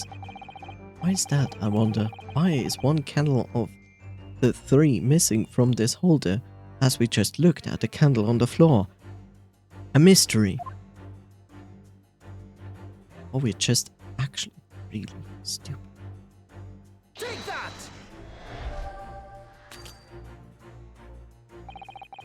The cause of the carpet being in such a terrible state here is the carpet itself.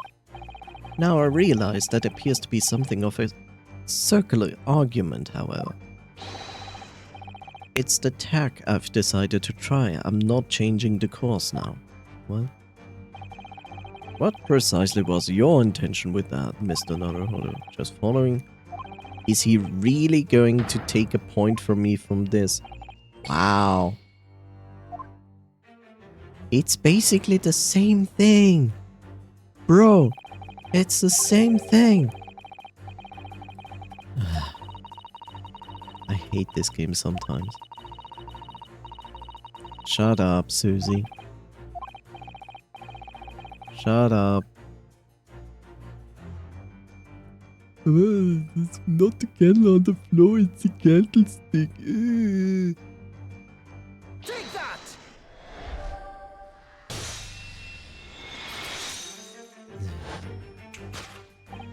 Yes, to explain the dire state of the carpet, we need only to look at the candlestick. Most illuminating, my dear fellow, and of course the only possible way out of this logical labyrinth. Yes, the remnants of a ferocious attack in which the carpet was devoured are clearly visible. Indeed, they are. The scorch marks at the edge clearly give the truth away. Scorch marks? It would appear that this room was the scene of a little marital altercation, I think.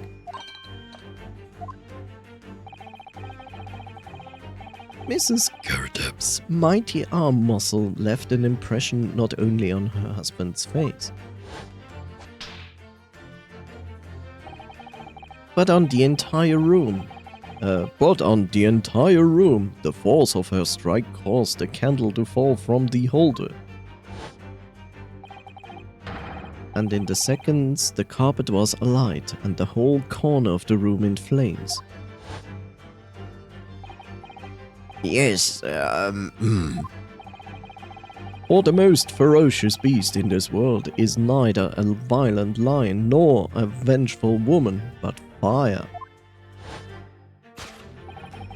And in this room the ferocious beast bared its claw and ran amok. Eloquently put, my dear fellow. You see, there is but one conclusion here.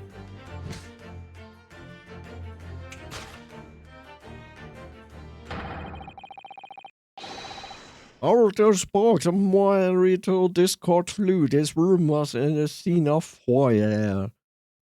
I cannot speak two voices at once.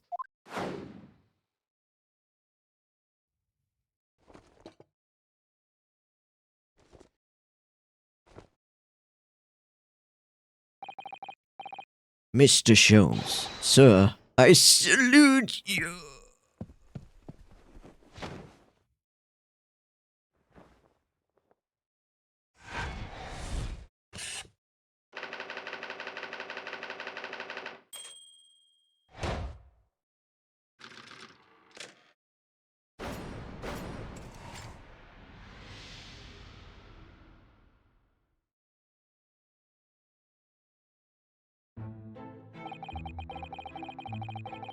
It's these dashed long winter nights, you know, nothing to do but read in front of the fire.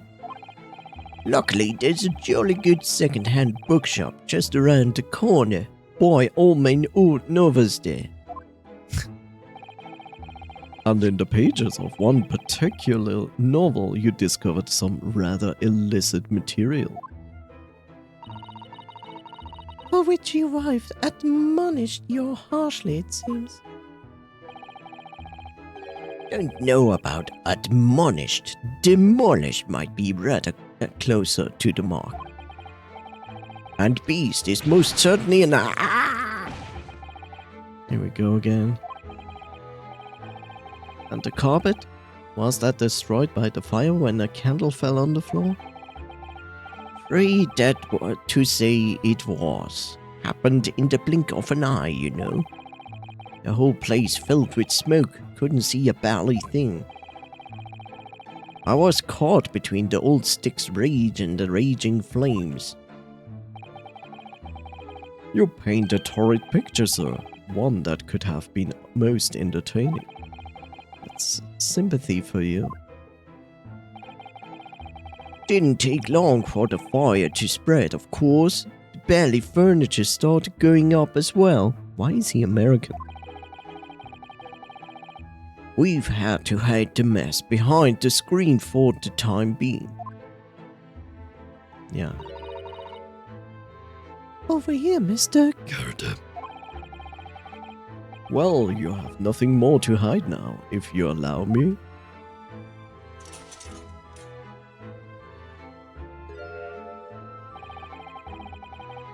Had all my favorite books and novels in that case. But as soon the fire got hold of me, that was it. Whoosh, up in smoke. Gosh. Then the wife started hurling things at me.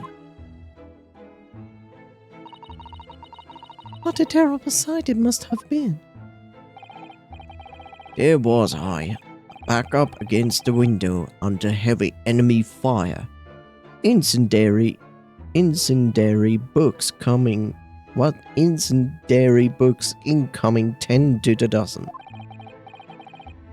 Worst of it is, I lost my favorite, the book called The Lion's Pride. Because there are certainly no more copies of this book. The Lion's Pride. Ah, yes. Your notorious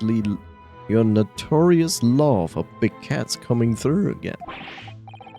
I assure you, the title didn't influence my choice in the slightest. So the poor man really did lose something dear to him as a result of the ferocious beast's rampage. Mr. Sholmes' deductions turned out to be correct once again. Only described as Great British Wonder.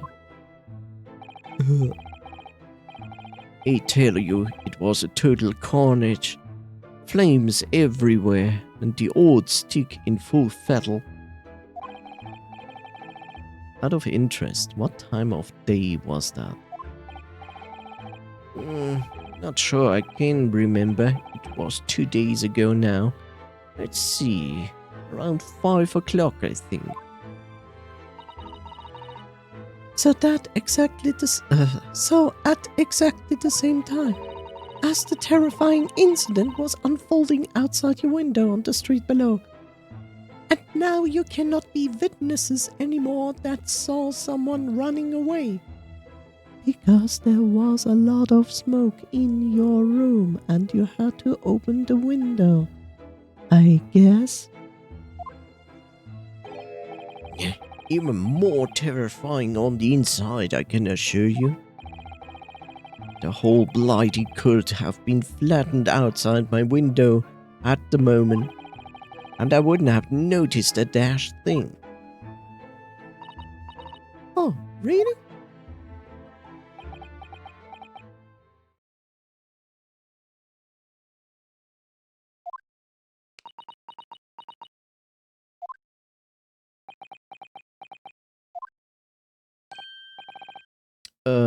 Mr. Sholmes?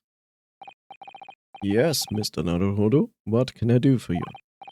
Well, I think we've got to the bottom of Mr. Gerdup's situation now. But what does it have to do with Mr. Natsume's circumstances? I can't help you there, I'm afraid.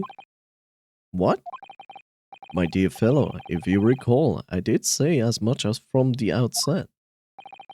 I warned you that although I knew the retired army man to be hiding something,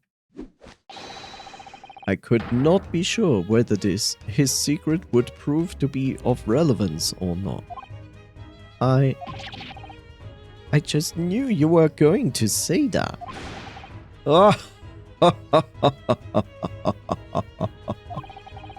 And now, Mr. Naruhodo, you mustn't lose heart. Bear in mind that all things fall into for only two categories, those relevant to the case and those not. Makes no sense to me. Well, no matter. It is of far greater importance that you make up your mind now. Sorry? Visiting hours at the prison will be soon over. Oh no, is it that time already? If we are to accept Mr. Natsume's case, we have official paperwork to attend to. So that's it. No more time to think. Perhaps you would like to betake yourself to bidding us farewell now? I must prepare supper for Mr. Garrideb. Oh yes, I'm sorry. Thank you. Thank you both very much for your time. If this has absolutely nothing to do with the actual case, then that's bullshit. They just put it in to waste our time for nothing. Sasuke-san will be waiting for us, and I'm going to have to give him an answer.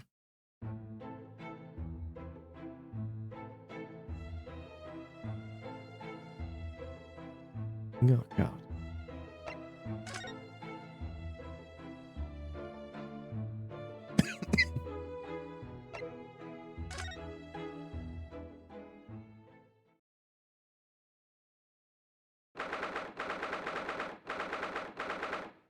I clicked prison, not go outside. It's time, Mr. Naruhodo. We must hurry back to the prison. We enjoyed enough free time outside of prison. Time to go back and take responsibility for our crimes. Yes, I know. Let's hail a car. Oh. What's the matter? Looks like something's going on over there in front of the Gyarados house.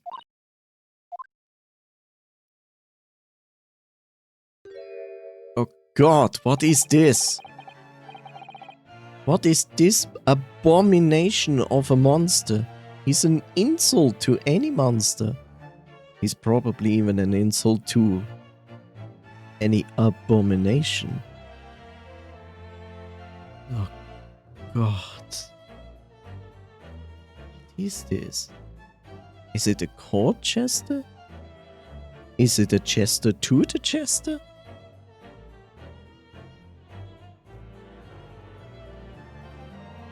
What is this horror? God, and I also need to voice this guy.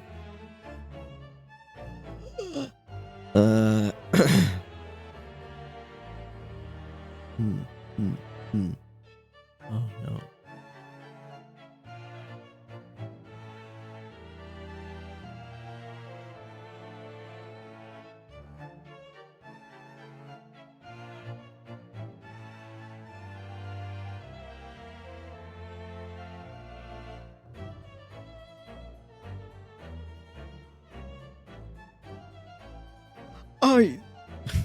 I know thee not, old man. Fall to thy prayers. God, he's gay. Oh, are you calling an old man? You look rum-looking niminy-piminy. Niminy Pininy? There is more things in heaven and earth, Horatio, than dreamed of in your philosophy. Who's that Horatio fellow, huh? What are you on about? Excuse me. What the? Who are you? I'm sorry, I just looked as though there might be some problem here. And my associate here, Mr. Ryu Naruhodo, is a lawyer, you see. What are these people talking about? I don't even understand Nipponese. Lawyer? What? If I can be of any assistance, I would be happy to help. I'm from Nipponese, but I have studied English law. So, Oh, fine. I'll be on my way for today, but you mark my words. This ain't over yet. why is he doing the same stupid poses that Sasuke is doing? Oh god, he's a friend of his, isn't he? That would make perfect sense. He's also doing it. Get thee to a nunnery. Do I look like a blooming nun to you?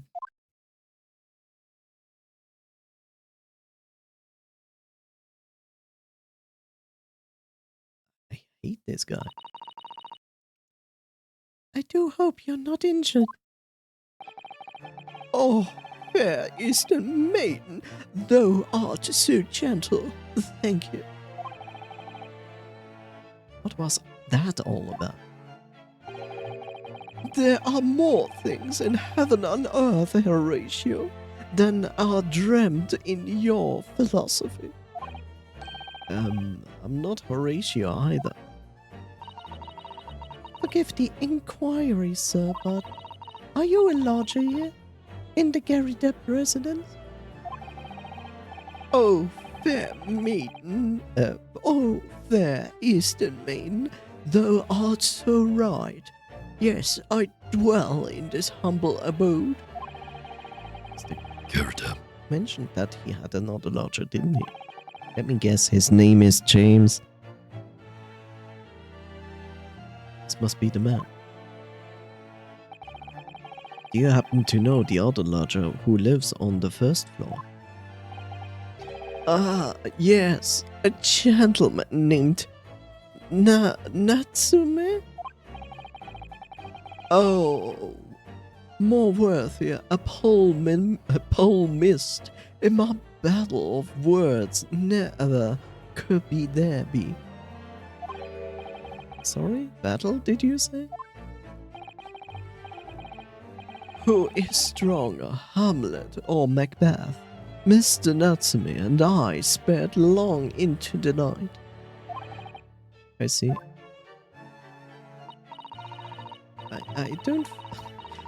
I don't fully understand, but it seems Mr. Natsume and this gentleman are acquaintances at least.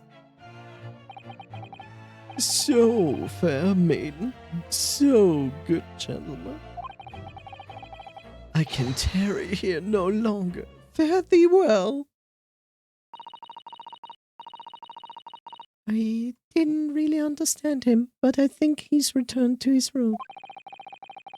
Seems he's unaware of what's happened to Mr. Natsume, so he can't really help us.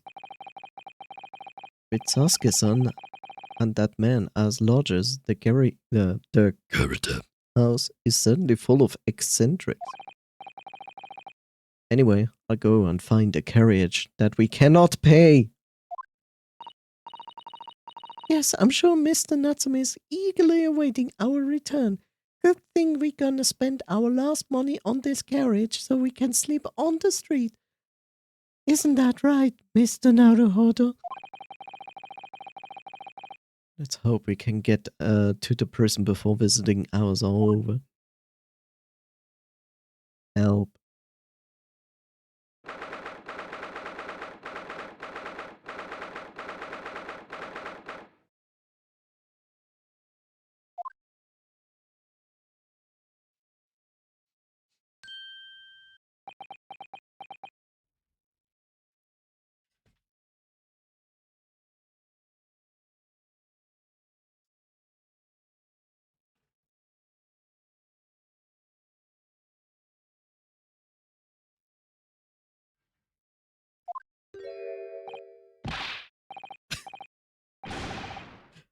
How did I speak this guy?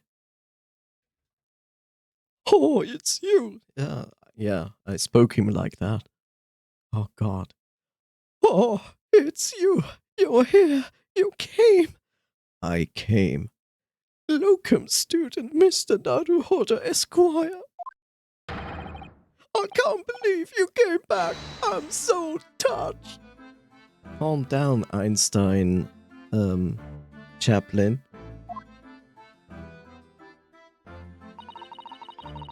We are so sorry to have kept you waiting, Mr. Natsume. Oh no, think of nothing of it. Relax. If I were a cat, you will never be a cat. You're not even worthy to be dust under my paw. I would purr with pleasure at the company of such fine compatriots. Noble, nurturing, never failing Nipponese.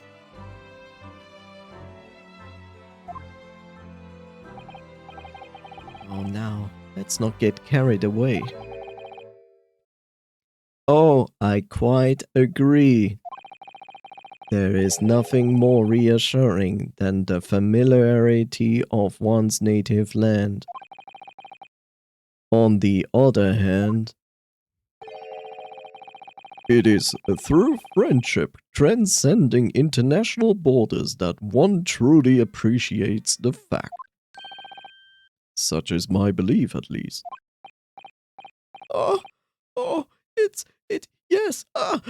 It's you! The miserable, rotten spy, Herlock Sholmes! Mr. Sholmes, what are you doing here? I have no intention of doing anything per se, save observing, of course. Whatever you do, you mean, Mr. Sholmes? Well, having encountered some curious reading materials in that gloomful room, and having unmasked the secret identity of that eccentric pair,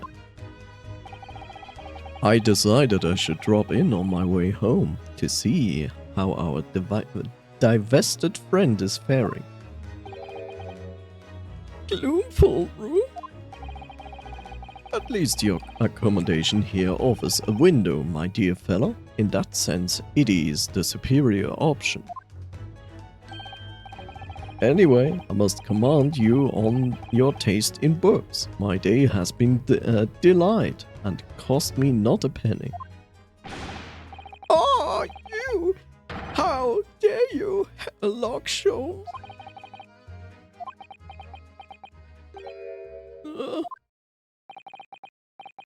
I've had it. I'm through. I'm at the end of my rope. I should never have come to Great Britain. Great Beat Britain. bright Britain. It was a terrible mistake. Haunted by spirits in those accursed lodgings, no doubt my luck will be cursed in tomorrow's trial as well. My whole life is be damned. What are you thinking, Mr. Naruhodo? You mentioned that once before, didn't you? That his lodgings were cursed, I mean. And there is much truth to in Mr. Mustache's words. What? Cursed is a wholly appropriate description, I would say. For the man's lodging, and indeed for tomorrow's trial. What's that supposed to mean?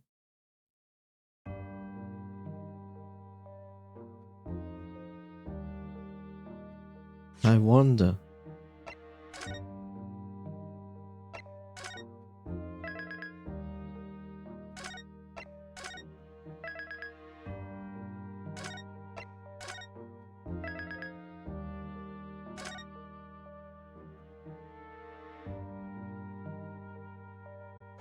And we shall find out another time.